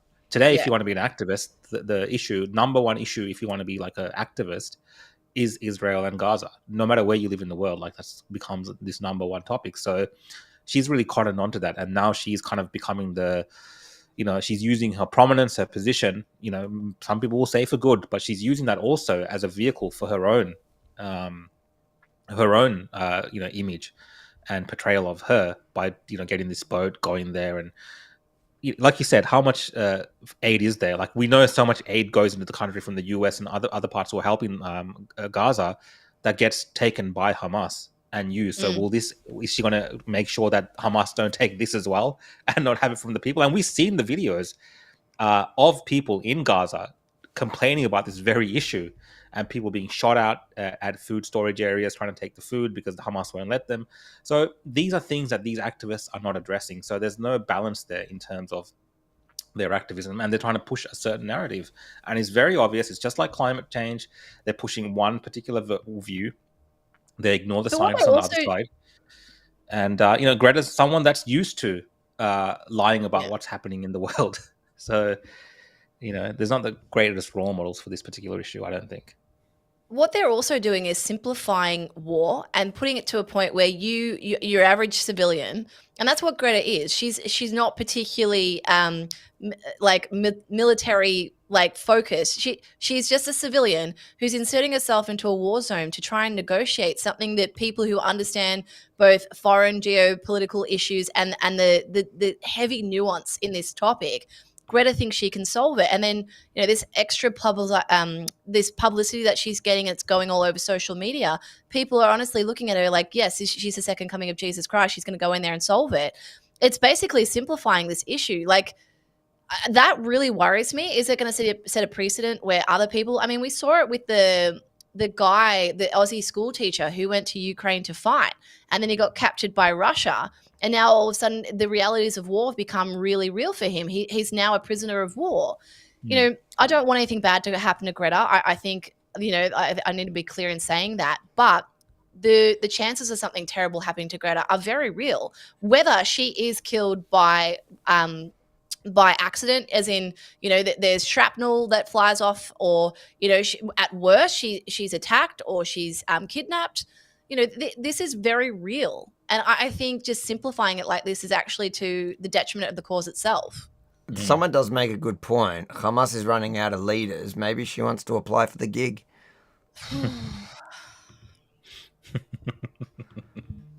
Mate, I think even Hamas have standards when it comes to this kind of things. So I don't think. Can you imagine Hamas leaders sitting there at a round table with Greta going, you will listen to me. Yeah. How dare you? And all I was laughing about it because the last hostage deal a couple of days ago, it was happening as it basically Hamas rejected Trump's deal just as this story was breaking, and I'm like, oh my God, Hamas has refused a hostage deal where Trump has basically offered them Greta for the hostages. But even they were like, nah, that is a raw deal. We are not taking that.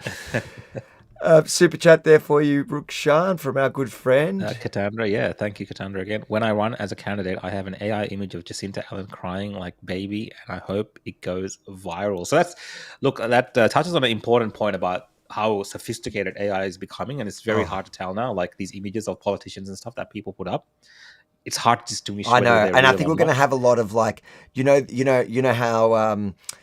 the trumpets of patriots claim they got hacked. I think we're going to see a lot more of that. That's AI. That's AI. I swear by that. That wasn't real. Macron did when he got smacked.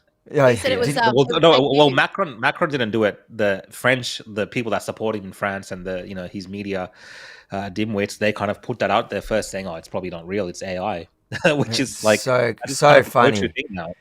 Katandra, thanks for that super chat, and thanks for them all. There's one more here for Rukshan to read. This is from the Forest and Freedom podcast. Thanks again. Greta is the ultimate grifter. She so is. She so is. Like, what happened to climate change? How all of a sudden is that being put on hold? You've made all the points. It is exactly. It's like the Greens Party. They're all the same.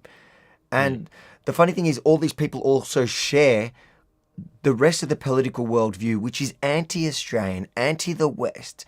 We're the colonizers here as well. Like everything, I've made this point a few times. Like all the things that Grace Tame says about Australia and us being a colonizer who, a British colony that owes everything. We should be ashamed for our white privilege. And all that nonsense is the same arguments she makes about Israel. Or she supports Greta making about Israel. It's the same thing. And people need to wake up, to who they're supporting and the ideals and the ideas that they're supporting. Because really, if in this case, for some reason, you're convinced that they're right, well, these people they're not going to stop with Israel. In fact, they started with Australia. Grace Tame has never spoken about Israel till now. It's always about how evil Australia is and how bad we are as an oppressive nation to the Indigenous people.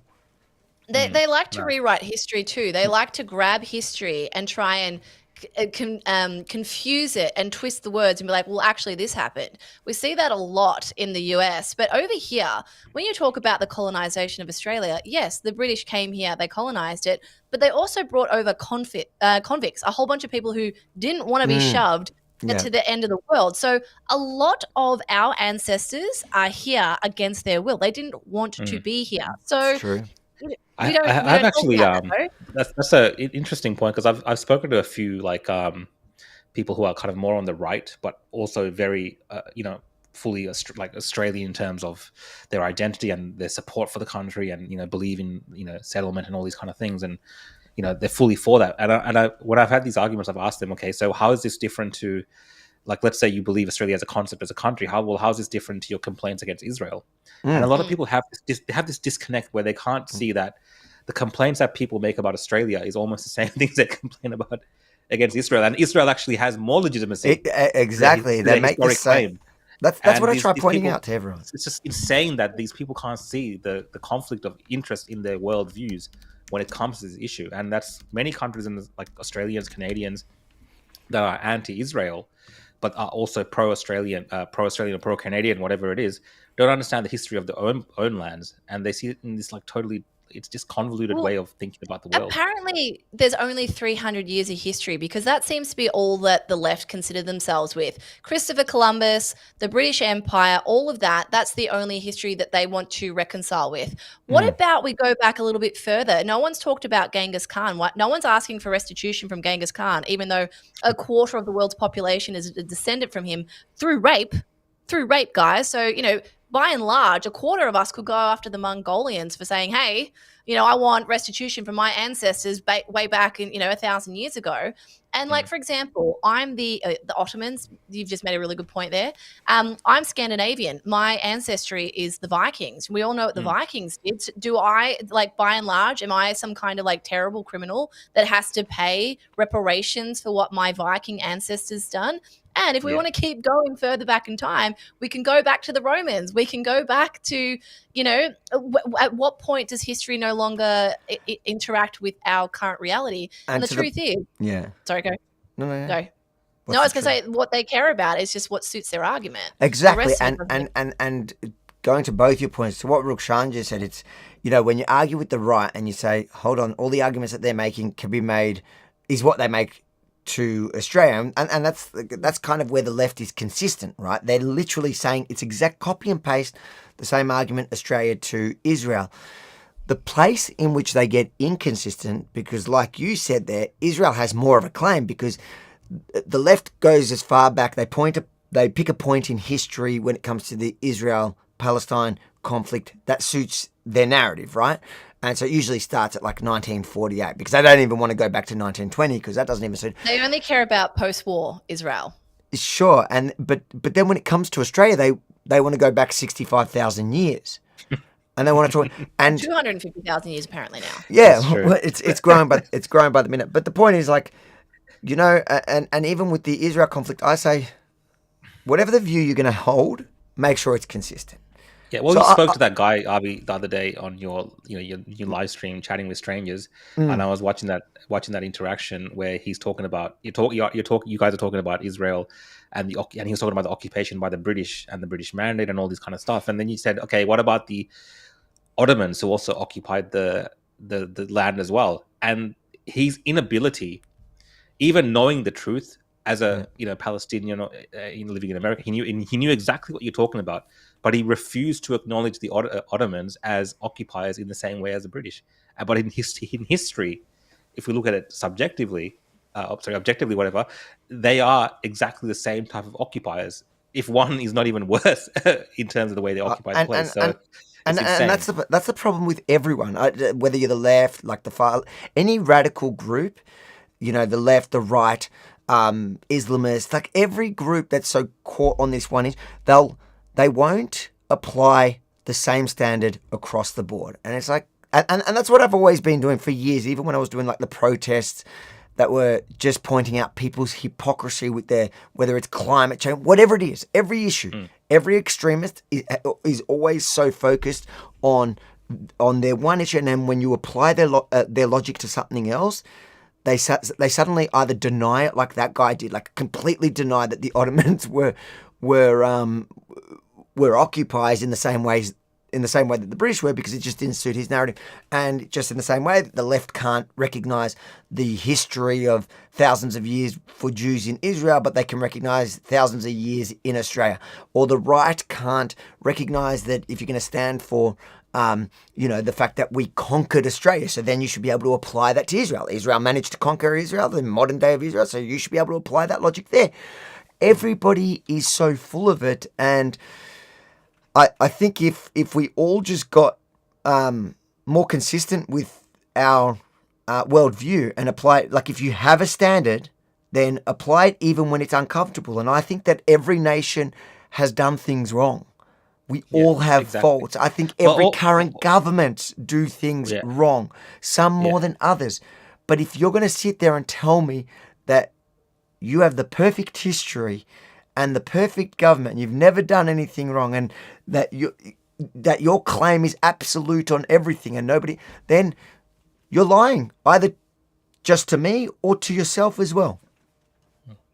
No, definitely agree. And that's the thing, like a lot of the governments in these countries involved in chastising Israel, for instance, at the moment, they themselves, like you said, have this sordid history of the same exact type of thing. They're accused, if what they're saying is 100% accurate, of the exact same thing, even more horrific. And they justify that. They justify that history. So even if you look at Americans, they justify the history of slavery to an extent as a part of their past. But, this is a new country and this is how we live now. And mind you, I do think everyone should own a Sri Lankan.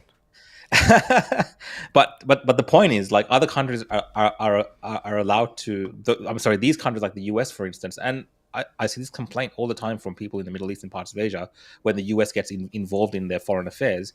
Is like, your country had a civil war and you celebrate like the American Civil War is celebrated as a moment of unification for the nation. Like their great fight amongst themselves is celebrated. As soon as some other country around the world has this civil conflict, the Americans are like, well, you can't do that. You can't sort out disputes this way. We're going to come and mediate and support one. You know what I mean? Like I'm getting a bit off topic, but there is this kind of Western imperialistic view of the world as well that still exists today, in the sense that we could do these things, but you guys cannot. And I think they've applied that to Israel to the greatest extent of hypocrisy. I had to bring this comment up because it's just so genius. Israel isn't the problem, Zionists are. That's like saying Australia isn't the problem, Australians are. Like, this is like the conversation around Israel-Palestine has, no matter which side of the political spectrum you are, where if you're on the extreme end of any of it, you come and you say dumb stuff like that because you can't actually reconcile what we're talking about. You have a worldview about your existence here in Australia, and you cannot apply that to Israel. So then you say something dumb like that. God bless you, Marsha. Anyways, let's pivot to something completely different. I don't know what you guys think about this, but let's have a watch. Some positive news for Australia's lowest paid workers today, with a real pay rise on its way. Live to federal political reporter Lucy Gray. Lucy, how much are they getting? And nearly 3 million workers who rely on award or minimum wages, like those in food, retail and care, are about to receive a 3.5% pay rise. It'll add about $32 to the weekly pay packet from July 1. The decision by the Fair Work Commission represents an above-inflation increase, so that'll stop workers from going backwards. It says it's taken this step because inflation has fallen into the target band of 2 to 3%, so that's eased any concern a rise could worsen high prices. We are concerned that if this opportunity is not taken in this annual wage review, the loss in the real value of wages which has occurred will become permanently embedded in the modern awards system and the national minimum wage. We're very pleased that the Fair Work Commission, independently of government, has made this decision. And the final figure sits about halfway between what business and unions had wanted. Thanks, Lucy. Reactions. What are you guys feeling about that? I'm no economist, but I feel like it's a little bit of a concern. They've got to put it up because they keep taxing everyone. But this is a great way to shut down more businesses. Perfect. How? So essentially what you're doing is adding more cost to the small business owner, right? Now, I'm not denying anyone a fair wage. That's certainly not what I'm saying. But those minimum wage workers wouldn't need a pay rise if inflation and the cost of living was considered first. This is just a knee-jerk reaction. $32 a week, what is that going to get for you? That doesn't even buy you like a day's worth of groceries, and most of it you're going to lose to tax anyway, and that's what they don't talk about. But people go, oh, the wage has gone up. It hasn't gone up. You won't even notice it. But essentially what this means is now the cost per employee for a business is now getting to the point where they're going to have to let that employee go, and people don't want to hear this. And again, I need to reiterate, I'm not saying that people don't deserve a fair wage, but if you get to a point where a business is looking at their outgoings and they now tip to a point where they can't afford it, because most business owners, particularly small and medium businesses, they are working the business still themselves. They're going to, you know what, we're going to offload one of our employees and I'll just work harder in the business. Because essentially what you're doing is pushing to the point where they cannot be a viable business anymore. And what has to happen is you have to either cut off the dead weight or cut off those overheads to try and make it more sustainable. And then if you can't do that, you've got nowhere else to move and you go bust. Like, it's inevitable. Yeah, it's pretty tough, like for businesses as it is, you know, even in a state like Victoria. And I know this firsthand, just how tough it is, and you know all the taxes and the ways that they kind of get you. So, you know, something like this, like Carl said, you know, people getting paid more. You know, I don't think any of us would disagree. Like, you know, people getting the exact, you know, a good wage for the work that they're doing. Everyone deserves just that. To be clear, you're not getting paid more for this show. I'm asking for a higher rate now that I know this has happened. So, the problem, you know, I think is, you know, these costs will be passed on to customers in some instances. Maybe it might not be layoffs. It might be other creative ways that businesses figure out how to pass on these costs if they want to keep more people on board. But if there is layoffs happening, you know, we're in an interesting time. A lot of businesses are transitioning. And I think we are going to be looking at businesses looking more towards technology and other ways that they can not have people working for them. So I think that balance really hasn't been struck in our society, where you want to keep having these things that politicians tick off. I feel like this is just another thing that the politicians are ticking off. We gave you a wage increase, but like you said, $32 extra a week, what's that really going to do when everything else goes up, right? So these tick box things that they say for during election time, you know, we put wages, real world wages went up. Really? How did that impact real people? And, you know, we're going to find that people are going to have the same complaints, the same problems, and what's next? They're going to be like, okay, we're going to try to put it up even more, and it's just this kind of cycle where nothing, you know, meaningful really happens. So we got to find better solutions. I think we actually have to support the businesses more. Like, I think businesses are targeted by governments. They're seen as this kind of you know, endless money pit that they can take from, and it's really hurting businesses. I think if you support businesses, you will find that they'll support their workers and you know, have more jobs available for people as well, because it just kind of creates that incentive. I remember post-COVID, like I had a massive staff. Somebody's asking if you do weddings still. No, like are you doing wedding videos again, mate? So like, post, before COVID, we had like a big business. We had like 20 something people, contractors that would do weddings and stuff like this. But afterwards, like the whole state kind of went downhill, and we've really cut back on that. So I imagine like many businesses and people are going through this kind of restructuring in Australia, in Victoria especially, just to survive. And it's just so crap how so disincentivized it is to be a business owner, because at the end of the day, it's the businesses that employ these people. It's not the government that's giving people work and jobs, in that sector. So I think, you really have to look after the businesses as much as you look after workers. I think the other thing here is like, small business owners or business owners in general are demonized because, apparently we're all flush with cash. What people fail to recognize is all of the new taxes that are now adding to the overheads of your average business. All of this land tax increase. Most people are renting their commercial properties. The landlord of that commercial property is not paying those extra land tax. It's been passed on to the tenant. Same with all the rises in utilities. We've just had, like, the last week, utilities are going up again, electricity is going up again. You think about, what was that? You guys will probably be familiar with the story. It was the guy who runs, I think it's the sandblasting business, and his land tax has gone from 8,000 10 years ago to $250,000 now, and he's just expected to absorb that. That's an insane increase of money, and that's just one tax. Land tax for that property. Then you add on to that all the extra taxes associated with having employees.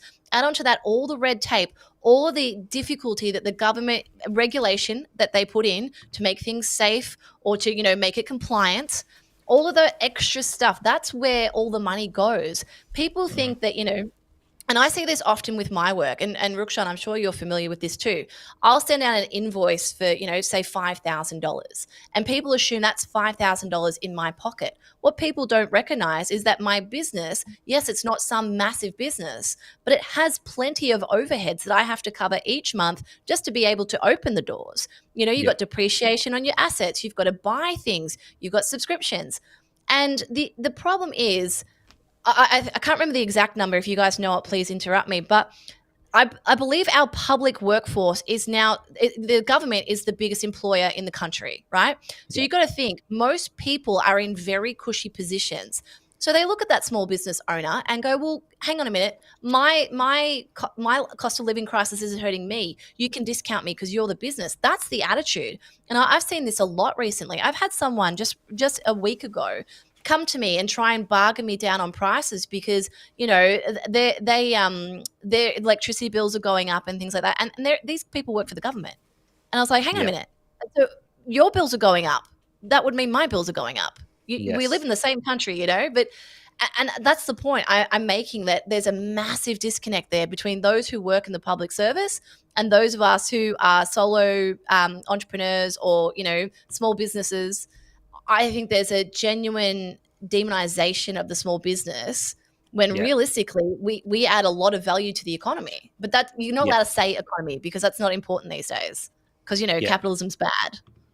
And it's so true, Carl. It's like, small business is demonized, and a lot of these kind of problems that you're getting out in the corporate world is coming from these big, large multinational corporations, maybe. Like sometimes they're the kind of what do you call it? The people that are causing the issues, but it kind of gets tacked onto small businesses as well. And I think 90% of small business owners, even probably 99%, their kind of work ethic, their heart, and everything they're doing is in the right place. Like they want to grow their business and they want to have a thriving business and they want to employ people. Like who doesn't want to do that? Like that is kind of why you do business. Like if you have a landscaping business, for instance, you want to get more people on board and you want to do landscape more homes. Like that's kind of the way that we entrepreneurs and people who run businesses think about the world. But when the government comes in between that and makes it difficult to do that, and like you said, this land tax thing, for instance, I think I've seen so many businesses and owners, and I'm not laughing about it, I'm just saying just the sheer scale of people, just this land tax has probably put them under,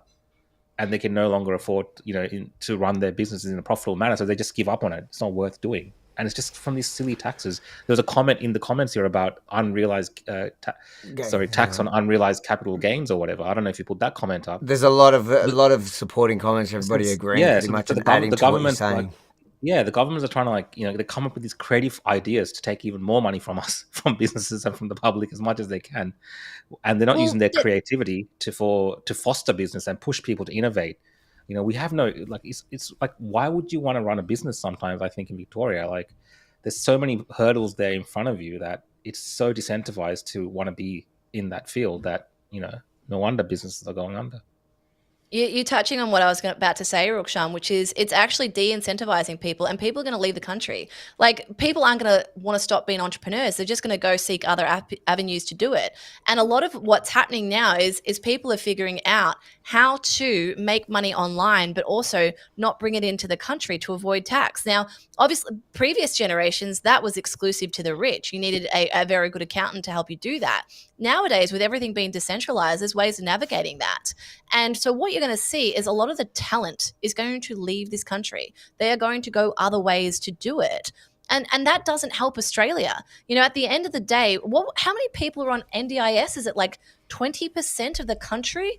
And then we have Medicare, we have, Centrelink, or you have the pension. All of these government-run initiatives that require our taxes to fund them. We also have a population decline, and people aren't looking further than past their nose.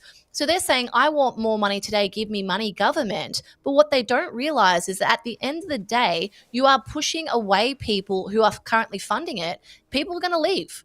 And a lot of the migrants that we're bringing in and a lot of the new people that we're giving in are getting all these incentives. And unfortunately, they keep talking about the skill shortage. Those skill shortages aren't being filled. Unfortunately, a lot of people that could solve a lot of these problems are going to other places where they're not going to get taxed into oblivion. Yeah, and I think it's not just a global drain, like it's from state as well. Like, lots of people leaving Victoria, like lots of businesses that are established in Victoria packing up and moving to like Queensland, for instance, or South Australia, and setting up businesses there because it actually makes smarter for them. And especially with the transactional kind of online economies that we have, people can do that. You can take your business out of state, go to a state in Australia that's more, doesn't have tax you as much, for instance, and set up there and run your business from there. So people are looking at these options, and I think Victoria is suffering the most, and then of course Australia as a country is suffering. And I don't think we've heard really any kind of real solutions from our politicians besides like the tick box stuff, which is like this wage increase, and then the creative ideas like this, taxing your unrealized capital gains, crap like this. So where does it stop? They'll just keep finding more and more ways to take more of your money, and they'll try to sell it to you in this kind of flowery language to help other people. That's why they're doing it, to increase all this kind of stuff. And really, we're just going down this barrel of become this kind of welfare dependent group of people who are so dependent on government for everything that society just declines. And put in with that mass immigration, violence on the streets, these thugs running around. Yeah, you need Toph to come on and talk about Venezuela. Toph loves to talk about Venezuela. He loves to talk about Venezuela. The comments have been interesting in that one. There's been literally people just adding to what you're saying there. There are a few comments that we need you guys actually to settle, but we'll do that after you finish your point. Okay. No, I'm done. No, that was it. Okay, so there's a few comments. So everything, I was just adding all the comments that were related to what you were talking about. See, I can't see any of the comments, so I have no idea what people are saying. Oh, does it not come on the side of your screen there? You gotta click the little comment icon, Carls, and it will show you the chat that's happening on the screen. Okay, but you tell me that now. Oh, it's sorry. been 2 hours. Hey. But what we'll give you here is I'll just I'll put the comments because there's a bit of a fight happening in the comment section, which I think you guys should be in charge of settling. So here we have Les who says, "Go read it, Rukshan. It's your job." Les, Avi, you are bot funny at all. So I'm saying not funny at all. Stop trying to be a comedian. Les, joke could be funny if you got hit the nail on the head. Mate. Les, you can bot spell. And then we had dilemmas. He's really not funny. It's true. and then we have Mark the Legend. Shut up. Who? Chate. And then we had Les. Mark. Oh, they're arguing amongst themselves. Mark W is probably Avi. And then we had Les saying he's not, Avi. Mark W, I'm sure Avi would be delighted to have someone book his comedy gigs. You should apply. So I just want to say, firstly, first to settle it, am I funny, Carly? Are you funny? You're funny to look at. I think just because I went through all that makes me funny, so it proves it. And I'm not him. Rukshan, am I funny? Look, You're funny with a few drinks under your belt, Avi. Yeah, there's a comedic aspect to you that is not really like a stand-up comedian type funny. It's hard to describe what it is. Some people would find it not funny at all, but I think if they kind of know you a little bit more and spend a bit of time with you, they'd find these things funny. Maybe that's why there's a bit of disconnect between people. Maybe you're finding Listen, hold on. You're blowing this out of proportion. It's one person. I picked up on the fight.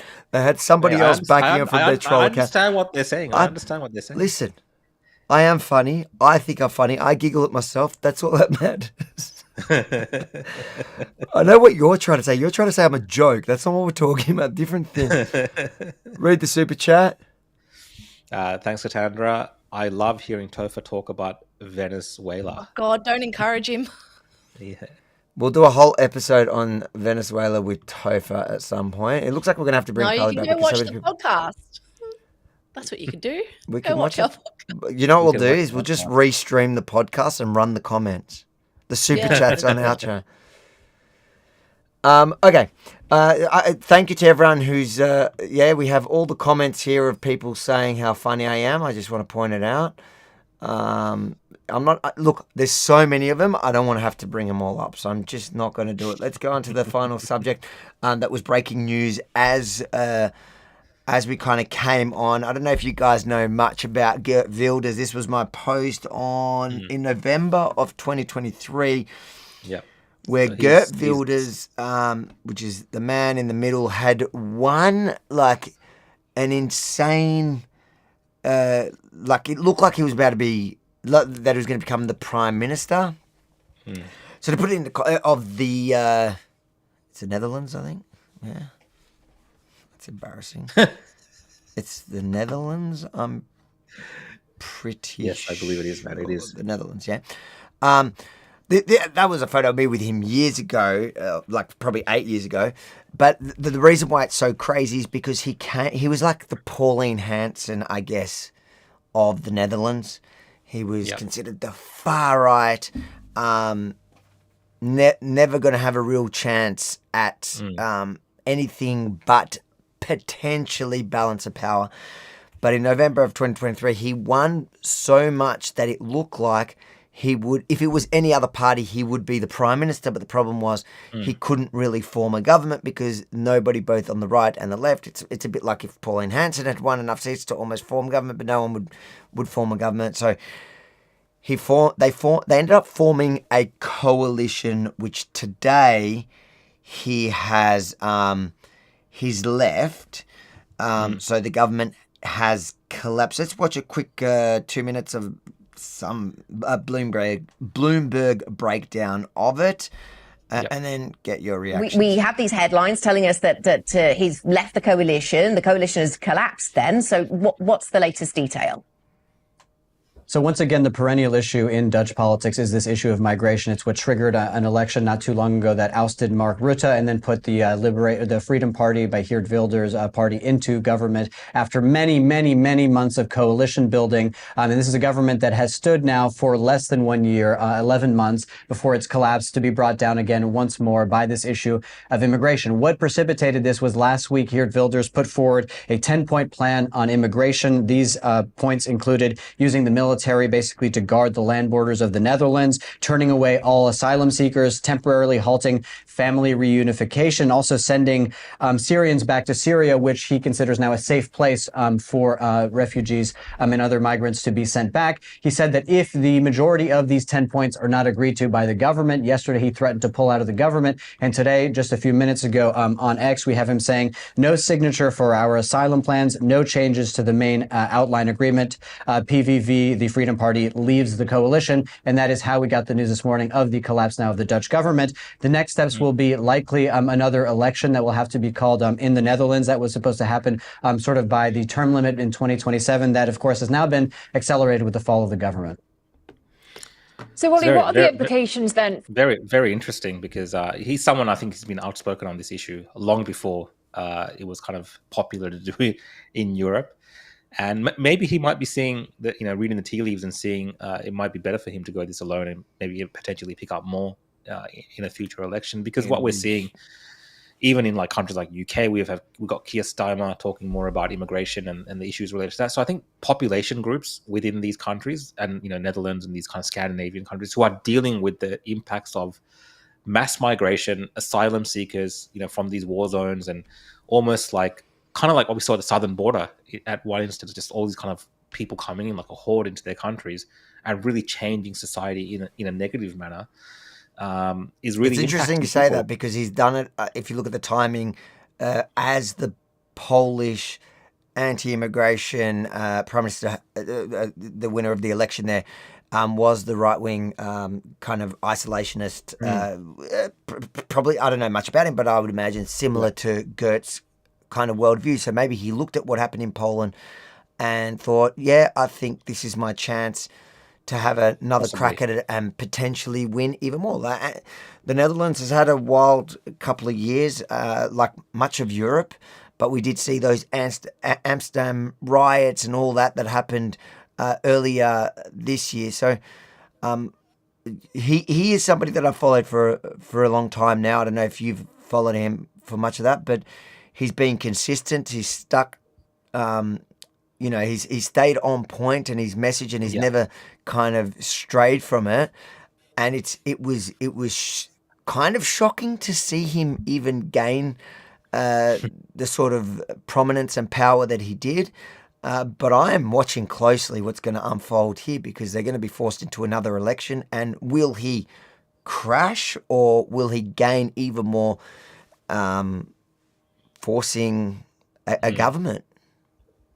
Yeah. Europe is in a lot of trouble. I mean, you guys would have seen what's happening in Paris at the moment. And obviously the right-wing party, or the leader of the right-wing party in Paris, was arrested recently, or she's been pushed out so that she can't run. I think that there is a general sentiment. What's her name? She's Marie also Le Pen. really good. Marie Le Pen. Le Pen, that's it. I think there is a real sentiment among Europeans that they hate this European Union open borders policy. And seeing what's happening, and I mean, it's one thing to see it happen in small things. You think about how much history is in Europe, how many beautiful, beautiful generations of people who have built these incredible pieces of architecture and cities, and now we've got people coming in who are just rioting, burning things down. It's just there's always something. There's always some reason that people are out on the streets setting things on fire, throwing Molotov cocktails around. If you were a citizen of these countries, you'd be looking at this going, this is my entire heritage right now that's been destroyed at the hands of the people who we're meant to be welcoming in and giving them a better point of life. I think that for the last few years, it has been impossible to have the conversation that migration is not a good thing, that multiculturalism has been shoved down our throat. And as someone who is incredibly well-traveled, I love nothing more than going to other cultures and experiencing their way of life. But I think forcing us all into this mixing pot and then saying you'll all get together and you'll all accept each other, it's just not possible. I don't think it's possible. And we're seeing that play out right now. And it breaks my heart to see what's happening in France and see what's happening in Poland, in Holland, or across all these different places. In Ireland, even, in Scotland, in the UK, it's across the board. And I think what you're seeing is it's definitely underground resistance. And obviously, Avi, like Tommy Robinson doing what he's doing, there is a growing sentiment there. I just don't know if it's too early right now to see a massive shift. I definitely think there's a groundswell, but I don't know about that yet. I don't think it's bad enough yet, unfortunately. I hope there's a plan beneath it. I hope it's not just that he pulled out because they didn't get the agreement, but knowing him and following him for that period of time, I know he is his integrity is so important to him and it is such an important issue to him. So it makes sense that he would have pulled out of the government solely for that reason, even if it costs him whatever power that he has being in the government. So it may cost him his position, but out of integrity, I can see him making that move. Let's read these couple of super chats there before we end tonight. Yep. Tandra, Avi is funny to look at. Here's more money. Jew. Oh, man, you'll take that. The only time you can say anti-Semitic stuff to me is if you pay me. Someone should clip that and put it online. What do we have here? Israel go read that one. Israel needs to find a cleaner solution. Love you guys. I'm not sure what that means, but love you too. Yeah. So before we end tonight, I want to thank everybody that's tuned in. What did we end with? Just over 7,000. I think I guessed that when we started. Did I pull your podcast down? No. Do people tune out because it's me? No, you didn't. That's probably watching more. That's pretty standard. I think most people usually tune out because Rukshan opens his mouth, or apparently I'm not funny. I don't know. I don't know what it is. But I did notice that you've rolled over a comment where it said that essentially Carl's is carrying this podcast. So I just wanted to make sure people. Where is that one? Hold on, I'm gonna ban that guy. He has a habit of doing that, Carl's. Any kind of positive comments about me. And I see so many positive comments, they never show up on screen. So funny that. He's wielding the power there, so he Mate, knows. I am happy for you to take over this role anytime you want. The handling of the comments is the hardest part of this thing. They're pretty tame. I've not said anything mean yet. Not particularly mean, anyway. Thanks, Dean, for your positivity. Oh no, come on, what do you mean there was nothing mean? There were people saying I'm not funny. Someone said I was a witch, so I'll take it. I'm a witch. Cool, whatever. Ladies and gentlemen, thank you for tuning in tonight. Remember, before we close up, hit that subscribe button, hit the notification bell, no matter what platform you're on, but especially YouTube, because we are doing a lot more lives. I am loving live. I've also started going, I don't have any followers there, but I've started doing live streams on Kick and Twitch because I thought, why not? Let's just feed it through to there. So if you're on those platforms, feel free to throw me a whatever you do there, a follow, a subscribe. I don't even know. I've never actually been on those platforms. Because I'm investing my time into live streams now, I've decided to join it. On that subject, Carly, again, plug all your platforms and everything so that I expect people from here to go and follow Carly because she did carry this episode. She certainly, look, maybe not as funny as me, but she did a lot more than Rukshan did in this episode. Apparently I'm a rose between two thorns, so I'll take that. It's very nice, guys. You can follow me I don't know if that's meant to personally. be nice or bad. You have broad shoulders. Broad shoulders. Is that like, I thought they're saying like you carried the show, but maybe that's Les. That's not very funny, so who knows? That's all right. Can't spell Les. Go on. Follow me on all platforms at Carl's J Soda, CARLZ J Soda, and then follow the Oddcast HQ on YouTube. We have a new episode coming up tomorrow. Yeah, that's it. That's all I And got. to Tanya, who's asking if you'll be able to watch this later. Yes, once we drop the live, it'll still be there. The only one that removes it is actually the platform you're watching on now, which is Facebook. That they remove it after a few weeks or something. I don't know, Rukshan, you'd know when they remove that. 30 days now, I think. 30 days you've got. So you've got 30 days. Trying to save money. Oh, they won't keep your footage up there. So yeah, Interesting. now live streams they remove after a certain number of days just to kind of help with their data storage. Oh, Zuckerberg's cutting costs. See, Rukshan, I'm putting up all the good comments about you, all right? So you don't complain. Show us your tits, Rukshan. That's the other show after hours after this. That's the pay. That's for subscribers only. That's Rebel Plus, part. Rebel News Plus members only. That's how we make our real money on OnlyFans. Yeah. Guys, thank you for tuning in. Rukshan, where can people follow you? Sure, people can find me at The Real Rukshan on X, Facebook, Instagram, and YouTube, or my website, www.realrukshan.com. But X is my preferred platform. And for the one that made that comment, is it OnlyFans or? That will, yes, OnlyFans, yes. You I clean wanted up, to say something, Rukshan. but I wanted to say something, but I just stopped myself. So Dude, you clean up. What'd you say? What'd you say? I said Rukshan would I clean do up. well. We got a last super chat for Carl's. Rukshan. Oh, can this be donated to Carl's for her No. grift? No. And if you want to keep Mate, this $3 conversation, doesn't even get me a coffee. and if you want to keep this conversation going, you're going to have to put another $2. And the final comment of the night we will leave to you, Les. The final word, Avi. We don't mind you trying to humanize yourself, but you're still a lefty. That's a new one. Holy crap! I've been called a lot of offensive things. I reckon That's pretty offensive. that by far is the worst. Ladies and gentlemen, thank you for tuning in tonight. I will try to be funnier next week. Well, Thursday night. Sorry. Thursday. See you guys. Thanks, Carl. Thanks, everyone. Thanks, guys.